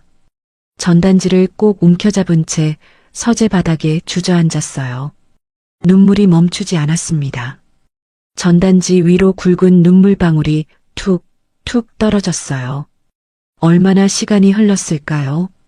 지영은 떨리는 손으로 눈물을 훔치며 일어났습니다.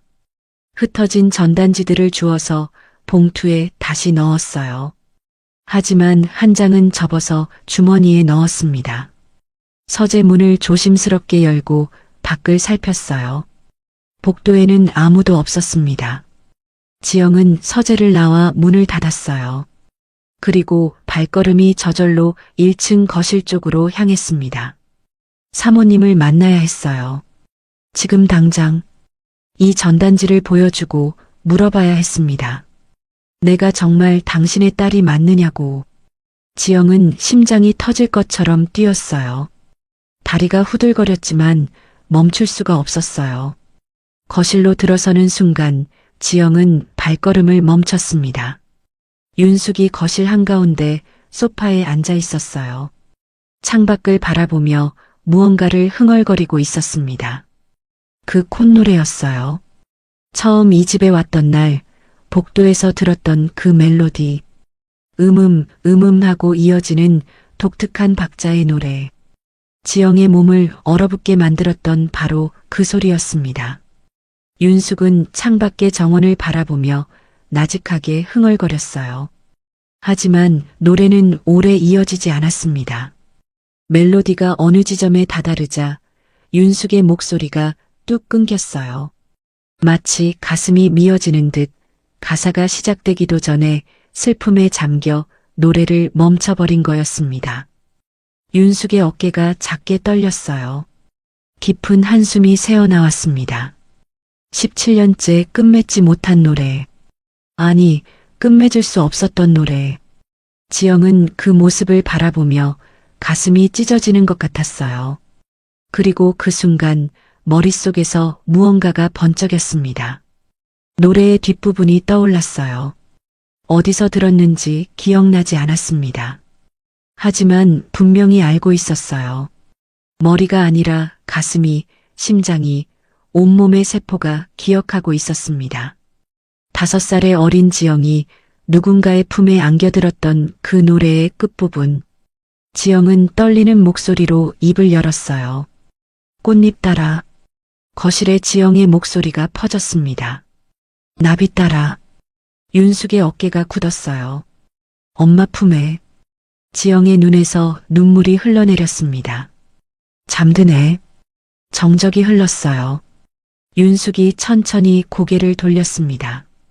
믿기지 않는다는 듯한 눈으로 지영을 바라보았어요. 얼굴이 하얗게 질려 있었습니다. 선생님, 윤숙의 목소리가 떨렸어요. 그 노래 가사를 어떻게 알아요? 지영은 대답하지 못했습니다. 목이 막혀서 말이 나오지 않았어요. 내가 차마 끝까지 부르지 못했던 그 노래를 어떻게. 윤숙이 소파에서 일어났어요. 다리가 휘청거렸습니다. 그 노래는 내가 만든 노래야. 아무도 모르는 노래야. 예은이한테만, 내 딸한테만 불러줬던 노래인데. 지영은 대답 대신 품에 안고 있던 전단지를 꺼냈습니다. 그리고 윤숙 앞으로 다가가 그 종이를 윤숙의 무릎 위에 올려놓았어요. 17년 전의 시간이 고스란히 박힌 낡은 종이. 아이를 찾습니다. 박예은. 당시 5살. 윤숙의 손이 파르르 떨렸어요.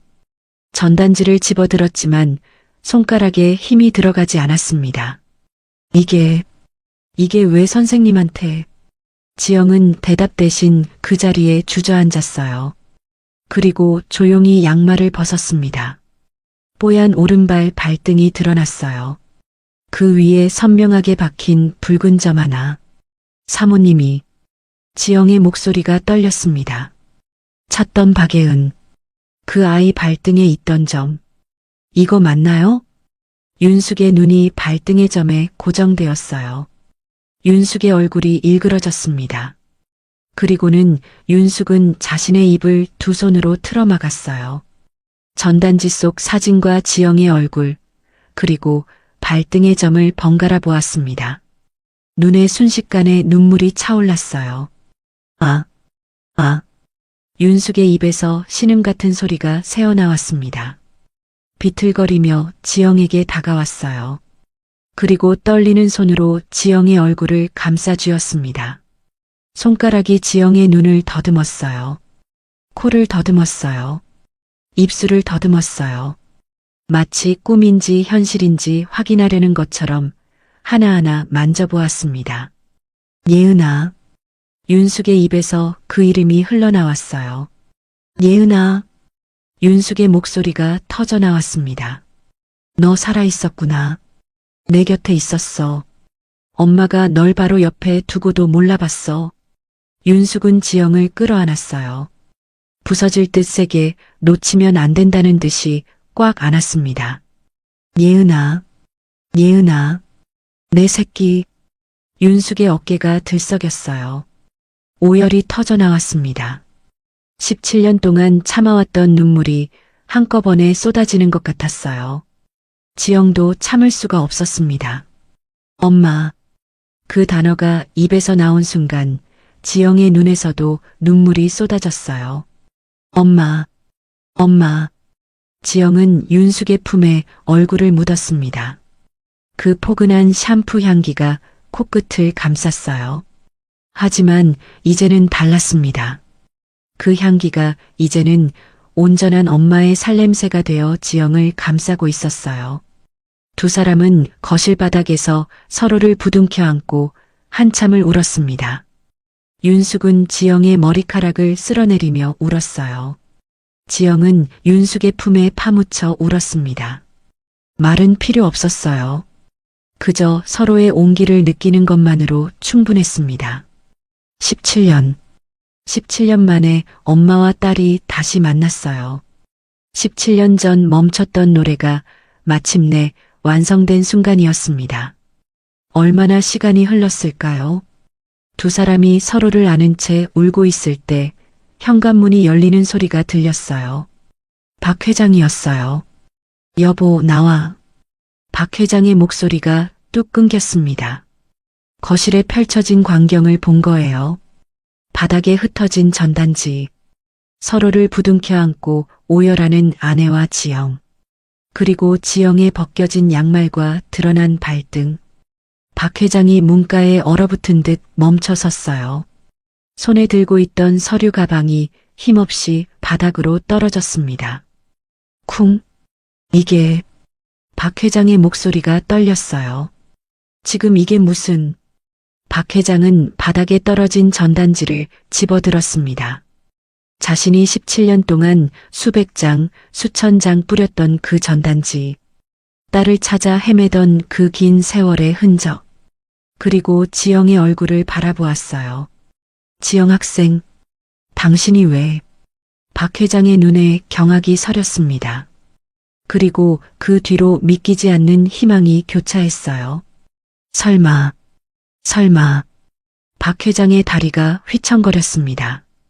17년을 포기한 채 살아온 아버지, 딸을 잃어버린 죄책감에 일에만 매달렸던 아버지, 차갑고 냉정한 사업가의 얼굴 뒤에 숨겨두었던 상처가 지금 이 순간 한꺼번에 터져 나오려 하고 있었습니다.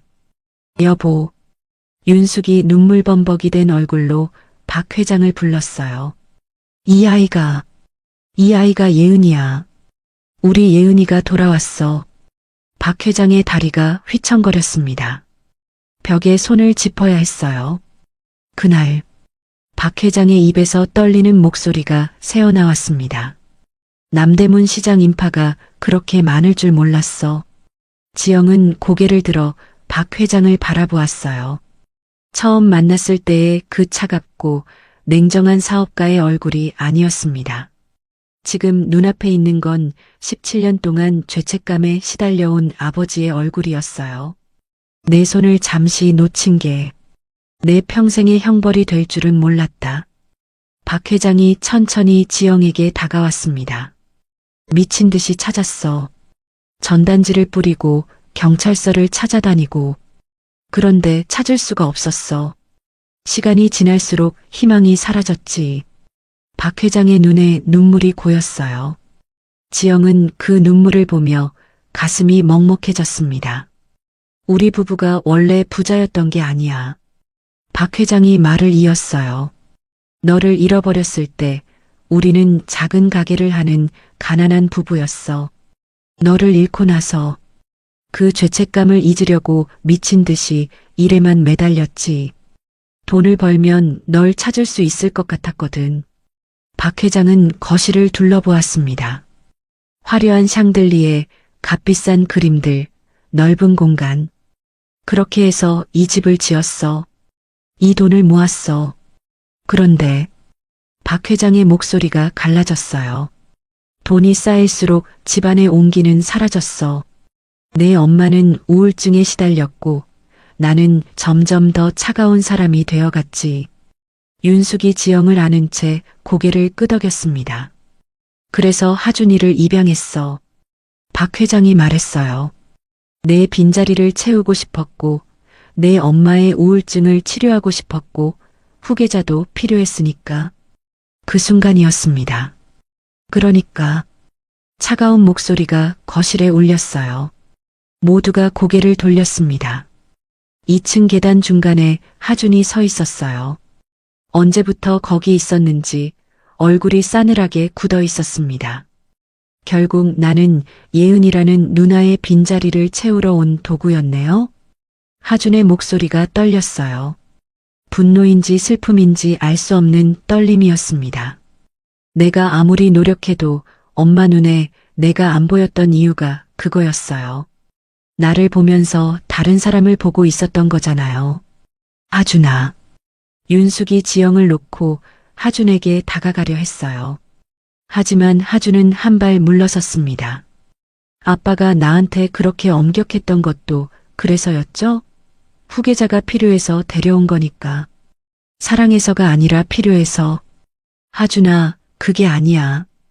박 회장이 말했지만 하준은 듣지 않았어요. 이제 진짜 딸이 돌아왔으니까 나는 필요 없는 거죠? 하준의 눈에 눈물이 고였습니다. 하지만 울지 않으려고 이를 악물었어요. 됐어요. 다 됐어요. 하준은 돌아서서 계단을 뛰어 올라갔습니다. 쿵쿵쿵 발소리가 복도를 울렸어요. 그리고 방문이 쾅 닫히는 소리가 들렸습니다. 딸깍 문 잠그는 소리까지. 윤숙과 박 회장은 서로를 바라보았어요. 미안함과 당혹감이 뒤섞인 얼굴이었습니다. 하준이한테 가봐야겠어. 윤숙이 먼저 계단을 올라갔어요. 박 회장도 뒤따랐습니다. 거실 한복판에 지영만 남겨졌어요. 지영은 멍하니 그 자리에 서 있었습니다. 방금 전까지 엄마의 품에 안겨 울던 감격은 온데간데 없었어요. 대신 가슴을 짓누르는 무거운 죄책감이 밀려왔습니다. 나 때문이야. 내가 나타나지 않았으면 이런 일은 없었을 거야. 지영은 손에 쥔 전단지를 바라보았어요. 꼬깃꼬깃 구겨진 종이. 17년 전에 자신의 얼굴이 거기 박혀 있었습니다. 2층에서 윤숙의 목소리가 들려왔어요. 하준아, 문 열어. 엄마야. 대답이 없었습니다. 하준아, 제발. 엄마 말 좀 들어봐. 여전히 대답이 없었어요. 지영은 그 자리에 주저앉았습니다. 다리에 힘이 풀렸어요. 내가 없어야 이 집이 평화로울 거야. 나만 아니었으면 하준이가 저렇게 상처받지 않았을 텐데. 기쁨보다 두려움이 더 컸습니다. 감당할 수 없는 무게가 어깨를 짓눌렀어요. 할머니 생각이 났습니다. 수선집에서 기다리고 계실 할머니. 이 사실을 알면 얼마나 놀라실까요? 지영의 눈에서 눈물이 흘러내렸어요. 기쁨의 눈물이 아니었습니다. 혼란과 두려움의 눈물이었죠. 2층 복도에서 윤숙의 울먹이는 목소리가 계속 들려왔어요. 하준아, 엄마가 미안해. 윤숙은 하준의 방문에 머리를 기댄 채 말했습니다. 처음엔 정말 그랬을지도 몰라. 내 말이 맞아. 예은이의 빈자리를 채우고 싶었던 거야. 윤숙의 목소리가 떨렸어요. 그런데 하준아, 내가 아파서 밤새 앓던 날 기억나? 내가 고열에 시달리는데 엄마가 얼마나 무서웠는지 알아? 문 너머에서는 아무 소리도 들리지 않았습니다. 하지만 윤숙은 계속 말했어요. 그리고 내가 처음 나한테 엄마라고 불러주던 날, 유치원에서 돌아와서 현관문 열자마자 엄마하고 뛰어들던 내 모습, 그때부터 넌 누군가의 대신이 아니었어. 그냥 내 아들 하준이었어. 윤숙의 눈에서 눈물이 흘러내렸습니다. 엄마가 내 상처에 눈이 멀어서 내가 얼마나 사랑스러운 아이인지 제대로 표현 못했을 뿐이야. 정말 미안해. 정말. 윤숙이 떨리는 손으로 문고리를 잡았어요. 하준아, 엄마가 지금에야 깨달았어. 그동안 내가 살 수 있었던 건 잃어버린 아이에 대한 기억 때문이 아니었어. 매일 아침 내 눈을 맞추고 학교 다녀왔다고 인사하던 너 때문이었어. 윤숙의 목소리가 갈라졌습니다. 예은이가 돌아온 게 기쁜 만큼 내가 우리 곁에 없었으면 어쨌을까 생각하니 엄마는 지금 가슴이 더 내려앉아. 넌 예은이의 대신이 아니야. 넌 그 긴 지옥 같은 시간 속에서 우리 부부를 버티게 해준 구원이었어. 박 회장이 윤숙 옆에 섰어요. 그리고 묵직한 목소리로 말했습니다. 하준아, 아빠다. 잠시 침묵이 흘렀어요. 아빠가 너한테 후계자니 뭐니 몰아세웠던 건 사실 내 욕심 때문이었다. 박 회장의 목소리도 떨렸습니다. 내 아들이니까. 누구보다 잘나야 했으니까.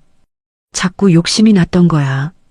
내가 잘 되길 바라는 마음이 너무 커서 표현이 잘못됐어. 박 회장이 문에 손을 얹었어요. 예은이가 혈육이라면 너는 우리가 가슴으로 낳아 함께 살아온 진짜 아들이다. 이 집엔 이제 잃어버린 딸과 든든한 아들, 둘 다 있는 거야. 박 회장의 눈에서 눈물이 흘러내렸습니다. 아빠가 미안하다. 아빠를 한 번만 믿어다오. 긴 침묵이 흘렀어요. 윤숙과 박 회장은 문 앞에서 움직이지 않았습니다. 하준이 나올 때까지 기다릴 거였어요. 문 너머에서 아무 소리도 들리지 않았습니다. 하지만 두 사람은 포기하지 않았어요. 그때 아주 작은 소리가 들렸습니다. 훌쩍. 문 너머에서 새어나오는 희미한 흐느낌이었어요. 하준이 울고 있었습니다. 부모님의 말을 듣고 문에 등을 기댄 채 소리 없이 울고 있었던 거예요. 윤숙의 눈에서 다시 눈물이 흘러내렸습니다. 박 회장도 입술을 꽉 깨물었어요. 그리고 한참 뒤, 딸깍, 문 잠금이 풀리는 소리가 들렸습니다. 천천히 문이 열렸어요. 하준이 문틈 사이로 얼굴을 내밀었습니다. 눈이 빨갛게 부어 있었어요. 하준은 부모님을 바라보며 작게 중얼거렸습니다. 진작 그렇게 말해주지. 목소리가 떨렸어요. 원망이 아니었습니다. 서운함과 안도가 뒤섞인 복잡한 감정이었죠. 나도 알아요. 엄마 아빠가 나 안 사랑한 건 아니라는 거. 그냥 표현이 서툴렀던 거잖아요. 하준의 눈에서 눈물이 흘러내렸어요. 근데 그게 그렇게 힘들었어요. 사랑받고 있는 건지 아닌 건지 모르겠어서. 윤숙이 먼저 하준을 끌어안았어요. 으스러지게 부서질 듯이 꽉 안았습니다. 하준아, 우리 아들. 박 회장도 두 사람을 감싸 안았어요. 세 사람이 복도에서 서로를 부둥켜 안고 울었습니다. 그때 하준이 고개를 들었어요. 계단 아래 거실이 보였습니다. 거기에 지영이 혼자 서 있었어요. 전단지를 꼭 쥔 채 멀찍이 서서 이쪽을 바라보고 있었습니다. 부모님 품에서 빠져나온 지영의 눈과 하준의 눈이 마주쳤어요. 지영의 표정이 굳어 있었습니다. 마치 자신이 이 자리에 있으면 안 된다는 듯 뒷걸음질을 치려는 것 같았어요. 하주는 부모님의 품에서 살짝 빠져나왔습니다. 그리고 계단을 내려가기 시작했어요. 하준아? 윤숙이 불렀지만 하주는 대답하지 않았어요. 계단을 내려가 거실로 걸어갔습니다. 지영 앞에 멈춰 섰어요. 두 사람은 말없이 서로를 바라보았습니다. 선생님, 하준이 먼저 입을 열었어요. 아니, 하준이 고개를 저었습니다. 누나, 지영의 눈이 커졌어요. 거기서 뭐해요? 누나도 이 집 딸이라며. 하준이 툭 던지듯 말했어요. 목소리는 퉁명스러웠지만 눈은 웃고 있었습니다. 지영의 눈에서 눈물이 흘러내렸어요.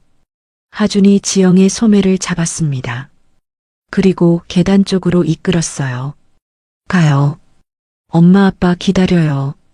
지영은 하준에게 이끌려 계단을 올라갔습니다. 복도에서 윤숙과 박 회장이 기다리고 있었어요. 윤숙이 한 팔로 하준을, 다른 한 팔로 지영을 끌어당겼습니다. 박 회장이 커다란 팔로 세 사람을 모두 감싸 안았어요. 예은아, 미안하다. 박 회장의 떨리는 목소리가 들렸어요. 널 너무 늦게 찾았지? 그리고 고맙다. 무사히 돌아와줘서. 박 회장이 하준의 머리를 쓸어내렸습니다. 하준아, 너도 고맙다. 우리 곁을 지켜줘서. 네 사람은 서로의 심장 박동을 느끼며 하나가 되었어요.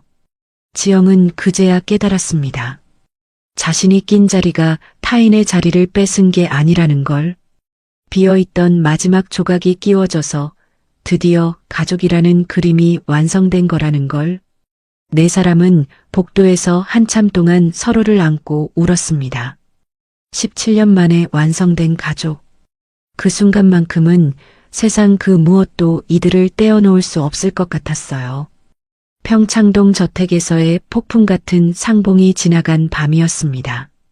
네 사람은 한참을 서로를 안고 울었어요. 눈물이 마를 때쯤 시계를 보니 밤 11시가 넘어 있었습니다. 예은아, 오늘은 여기서 자고 가렴. 윤숙이 지영의 손을 꼭 잡으며 말했어요. 17년 만에 찾은 딸을 당장이라도 곁에 두고 싶은 마음이 눈빛에 가득했습니다. 박 회장도 고개를 끄덕였어요. 그래, 내 방도 있어. 예전에 내가 쓰던 방은 아니지만 새로 꾸며줄게. 하준도 옆에서 거들었습니다. 누나, 그냥 자고 가요. 이 시간에 어디 가요? 지영은 세 사람의 얼굴을 번갈아 보았어요. 가슴이 따뜻해지면서도 동시에 다른 얼굴이 떠올랐습니다. 할머니, 지금쯤 수선집에서 미싱 앞에 앉아 지영을 기다리고 계실 거예요. 왜 이렇게 늦는지 걱정하고 계실 거예요. 죄송해요. 지영이 고개를 숙이며 말했습니다. 오늘은 할머니한테 가봐야 해요. 윤숙의 얼굴에 실망이 스쳤어요. 하지만 금방 이해한다는 듯 고개를 끄덕였습니다. 할머니에게 알려드려야겠어요. 저를 기다리고 계실 거예요. 지영의 목소리가 떨렸어요. 17년 동안 저를 키워주신 분이에요. 이런 큰일을 저 혼자만 알고 있으면 안 될 것 같아요. 박 회장이 천천히 고개를 끄덕였습니다. 그래, 그래야지. 내가 데려다 줄게. 네. 이 시간에 버스도 끊겼을 거야. 내가 차로 데려다 줄게. 박 회장은 현관으로 향했어요. 지영은 잠시 망설이다가 그 뒤를 따랐습니다. 차 안은 조용했어요. 박 회장이 운전대를 잡고 지영은 조수석에 앉았습니다. 평창동의 넓은 도로를 벗어나 점점 좁은 골목길로 접어들었어요. 차창 밖으로 익숙한 풍경이 스쳐 지나갔습니다. 높은 담벼락 대신 낡은 지붕들이, 넓은 정원 대신 좁은 골목이 보였어요. 달동네의 희미한 가로등 불빛이 하나둘 눈에 들어왔습니다. 여기서 자랐구나. 박 회장이 나직하게 말했어요. 네. 지영은 창밖을 바라보며 대답했습니다. 좁고 낡았지만 따뜻한 곳이에요. 박 회장은 말없이 고개를 끄덕였어요. 눈가가 붉어져 있었습니다. 차가 골목 어귀에 멈춰 섰어요. 더 이상 들어갈 수 없는 좁은 길이었거든요. 여기서 내릴게요. 지영이 차 문을 열며 말했습니다. 예은아. 박 회장이 불렀어요. 지영은 돌아보았습니다. 할머니께 고맙다고 전해다오. 우리 딸을 살려주셔서. 박 회장의 목소리가 떨렸어요. 그리고 내일 아침에 우리가 찾아뵐게. 인사드려야지. 지영은 고개를 끄덕이고 차에서 내렸습니다. 박 회장의 차가 천천히 돌아나가는 것을 보며 지영은 익숙한 골목길을 걸었어요. 수선집 불빛이 보였습니다. 새벽이 가까운 시간인데도 불이 켜져 있었어요. 할머니가 아직 안 주무시고 기다리고 계신 거였습니다. 지영은 떨리는 손으로 문을 열었어요. 삐걱. 할머니, 나왔어. 좁은 방 안에 할머니가 앉아 계셨습니다. 미싱 앞이 아니라 작은 식탁 앞이었어요. 퀭한 눈으로 밤을 지새우신 게 분명했습니다. 지영아, 왜 이 시간에? 무슨 일 있었어? 할머니가 허둥지둥 일어나셨어요. 지영의 얼굴을 살피며 걱정스러운 눈빛을 보냈습니다. 울었어? 눈이 왜 이렇게 부었어? 무슨 일이야? 지영은 대답 대신 주머니에서 접어둔 종이를 꺼냈어요. 구겨지고 눈물 자국이 묻은 전단지. 떨리는 손으로 그 종이를 할머니 앞에 내밀었습니다. 할머니는 전단지를 받아들었어요. 돋보기도 쓰지 않은 채 종이를 들여다보았습니다. 이게 뭐? 할머니의 손에서 쥐고 있던 실타래가 힘없이 바닥으로 떨어졌어요. 아이를 찾습니다. 박예은, 당시 5살. 할머니의 눈이 커졌습니다.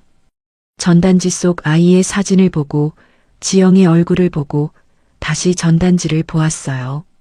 전단지가. 할머니의 목소리가 거칠게 떨렸습니다. 전단지가 있었구나. 할머니가 지영의 손을 덥석 잡았어요. 돋보기를 고쳐 쓸 생각도 못한 채 그저 지영의 손만 꽉 쥐었습니다. 할머니. 지영이 울먹이며 말했어요. 이 전단지 속 애가 나 맞지? 할머니는 대답하지 못했습니다. 다리에 힘이 풀린 듯 그 자리에 주저앉았어요. 맞구나. 할머니의 눈에서 눈물이 흘러내렸습니다. 5살 때 너와 꼭 닮았구나. 세상에 이런 일이. 할머니가 두 손으로 얼굴을 감쌌어요. 내가 내 부모님을 찾아주지 못한 게 평생 짐이었는데 이제야 잠이 오겠구나. 지영은 할머니 앞에 무릎을 꿇고 앉았어요. 할머니의 손을 잡았습니다. 할머니, 울지 마. 내가 찾은 거야. 내가 부모님을 찾은 거야. 할머니는 한참을 울었어요. 17년 동안 가슴에 묻어두었던 짐을 내려놓는 것처럼 소리 없이 어깨를 들썩이며 울었습니다. 다음 날 아침이었어요. 수선집 문을 두드리는 소리가 들렸습니다. 똑똑. 할머니가 문을 열자 박 회장과 윤숙이 서 있었어요. 윤숙의 손에는 과일 바구니가 들려 있었습니다. 안녕하세요. 저희가 예은이 부모입니다. 윤숙의 목소리가 떨렸어요. 할머니는 두 사람을 방 안으로 들였습니다. 좁은 방이었지만 할머니는 정성껏 방석을 깔아드렸어요. 윤숙은 방에 들어서자마자 할머니 앞에 엎드렸습니다. 이마가 바닥에 닿을 정도로 깊이 절을 했어요. 할머님, 감사합니다. 윤숙의 목소리가 떨렸습니다. 우리 아이를 이렇게 따뜻하게 키워주셔서 정말 감사합니다. 박 회장도 옆에서 고개를 숙였어요. 할머니는 윤숙의 손을 맞잡으며 일으켜 세웠습니다. 아이고, 이러지 마세요. 제가 뭘 했다고. 할머니의 눈에도 눈물이 고였어요. 남대문 시장에서 지영이를 발견했을 때 파출소에 맡겼어요. 근데 부모가 안 나타나서 보육원에 갔었죠. 할머니는 잠시 말을 멈추고 지영을 바라보았습니다. 면회를 갈 때마다 그 조그만 게 내 치맛자락을 잡고 안아주는데 눈앞에 밟혀서 도저히 살 수가 없었어요. 그래서 데려와 이름을 지어주고 키웠죠. 할머니의 목소리가 잠겼어요. 이 아이가 내 목숨줄이었어요. 덕분에 나도 이 험한 세월 외롭지 않게 살았어요. 윤숙이 다시 할머니의 손을 잡았습니다. 할머님 덕분에 우리 아이가 이렇게 바르고 따뜻하게 자랐어요. 평생 은혜를 잊지 않을게요. 할머니와 윤숙은 마주보며 눈물을 흘렸어요. 두 어머니가 서로를 위로하는 모습이었습니다. 지영은 그 모습을 보며 할머니의 구분 등 뒤로 다가갔어요. 그리고 가만히 할머니를 안았습니다. 할머니, 응, 나 이제 아빠 엄마가 지어준 예은이라는 이름으로 살게요. 할머니의 어깨가 굳었어요. 하지만 할머니도 우리 할머니야. 그건 절대 안 변해. 지영의 목소리가 단단했습니다. 할머니가 돌아보며 지영의 얼굴을 쓸어내렸어요. 그래, 우리 강아지. 네가 행복하면 돼. 그게 할머니 소원이야. 박 회장이 조심스럽게 입을 열었습니다. 할머님, 한 가지 말씀드려도 될까요? 네, 말씀하세요. 저택 근처에 작은 집을 마련해드리고 싶습니다. 마당도 있고 예은이와 하준이가 언제든 놀러 갈 수 있는 곳으로요. 할머니는 손사래를 쳤어요. 아이고, 그런 건 됐어요. 여기서 살던 대로 살면 되지. 할머님, 박 회장이 진지하게 말했습니다. 저희 딸을 17년이나 키워주셨어요. 이건 보답이 아니라 저희 가족이 되어달라는 부탁입니다. 윤숙도 옆에서 고개를 끄덕였어요. 할머님도 우리 가족이에요. 예은이의 할머니니까 우리 모두의 할머니예요. 할머니의 눈에서 다시 눈물이 흘러내렸습니다. 평생 혼자 살아온 할머니에게 가족이라는 말이 얼마나 따뜻하게 들렸을까요? 몇 달 뒤 평창동 저택 거실에는 변화가 있었어요. 차갑기만 하던 벽면에 사진 한 장이 걸렸습니다. 환하게 웃고 있는 5사람의 사진이었어요. 박 회장과 윤숙이 가운데 서 있고 양옆에 예은과 하준이 서 있었습니다. 그리고 맨 앞에 의자에 앉은 할머니가 있었어요. 모두가 웃고 있는 가족 사진이었습니다. 누나, 이 문제 어떻게 풀어? 하준이 문제집을 들고 예은에게 다가왔어요. 야, 이것도 모르면서 어떻게 학교 다녀? 바보야? 예은이 퉁명스럽게 대답했지만 입꼬리는 올라가 있었습니다. 뭐야, 누나가 가르쳐주기로 했잖아. 그건 과외비 받을 때 얘기고. 에이, 가족인데 과외비가 어딨어. 두 사람은 투닥거리며 문제집을 폈어요. 어느새 친남매처럼 자연스러워진 모습이었습니다. 거실 한쪽 햇살이 잘 드는 소파에는 할머니가 앉아 계셨어요. 무릎 위에 예은의 옷을 올려놓고 꼼꼼히 살피고 계셨습니다. 이 옷 단추가 헐거워졌네. 내가 다시 달아줄게. 할머니가 바늘을 들었어요. 50년 넘게 해온 수선 솜씨는 여전했습니다. 윤숙이 차를 들고 다가왔어요. 어머님, 차 드세요. 고맙다. 할머니가 윤숙에게 웃으며 찻잔을 받았습니다. 처음에는 어색했지만 이제는 자연스러워진 관계였어요. 박 회장은 거실 한쪽에서 그 모습을 바라보았습니다. 투닥거리는 두 아이, 차를 나누는 아내와 할머니. 예전에는 상상도 못했던 평화로운 풍경이었어요. 윤숙이 박 회장 옆에 다가와 앉았습니다. 여보, 뭐 생각해요? 그냥 이게 꿈인가 싶어서. 박 회장의 눈가가 붉어졌어요. 17년 동안 미친 듯이 찾아다녔는데 그 아이가 과외 선생님으로 우리 집에 왔었다니. 윤숙이 박 회장의 손을 잡았습니다. 운명인가 봐요. 우리 예은이가 집으로 돌아오게 된 게. 거실에 웃음소리가 퍼졌어요. 그 옆에서 할머니도 웃고 계셨습니다. 17년 전 남대문 시장에서 멈췄던 노래. 그 노래가 이제는 온 가족의 웃음소리와 섞여 완벽한 화음으로 울려 퍼지고 있었습니다. 차가웠던 저택에 온기가 돌았어요. 사진 한 장 없던 거실에 가족 사진이 걸렸어요.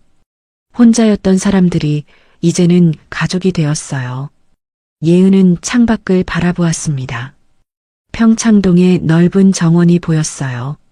예전에는 그 정원이 낯설고 차갑게 느껴졌는데 이제는 달랐습니다. 여기가 내 집이구나. 여기가 내 가족이구나. 예은의 눈에 눈물이 고였어요. 하지만 슬픈 눈물이 아니었습니다. 행복한 눈물이었어요. 누나, 왜 또 울어? 하준이 옆에서 물었어요. 안 울어. 눈에 뭐가 들어갔어. 에이, 또 그 핑계. 시끄러, 공부나 해. 예은이 웃으며 하준의 머리를 쓸어내렸습니다. 거실에 따뜻한 햇살이 쏟아졌어요. 5사람의 웃음소리가 저택을 가득 채웠습니다. 오늘 이야기 어떠셨나요? 17년이라는 긴 세월 동안 서로를 찾아 헤맸던 가족이 운명처럼 다시 만나게 된 이야기였습니다. 피는 물보다 진하다고들 하지만 오늘 이야기에서 우리는 또 다른 진실을 보았어요. 피가 아니어도 가족이 될 수 있다는 것, 그리고 사랑은 핏줄이 아니라 함께한 시간과 마음으로 만들어진다는 것을요. 할머니의 헌신, 하준이의 용기, 그리고 서로를 향한 진심 어린 사과와 용서, 이 모든 것이 모여 하나의 가족이 완성되었습니다. 혹시 오늘 하루 가족에게 서운했던 마음이 있으셨다면 먼저 손 내밀어 보시는 건 어떨까요? 사랑한다는 말, 고맙다는 말, 늦지 않았으니까요.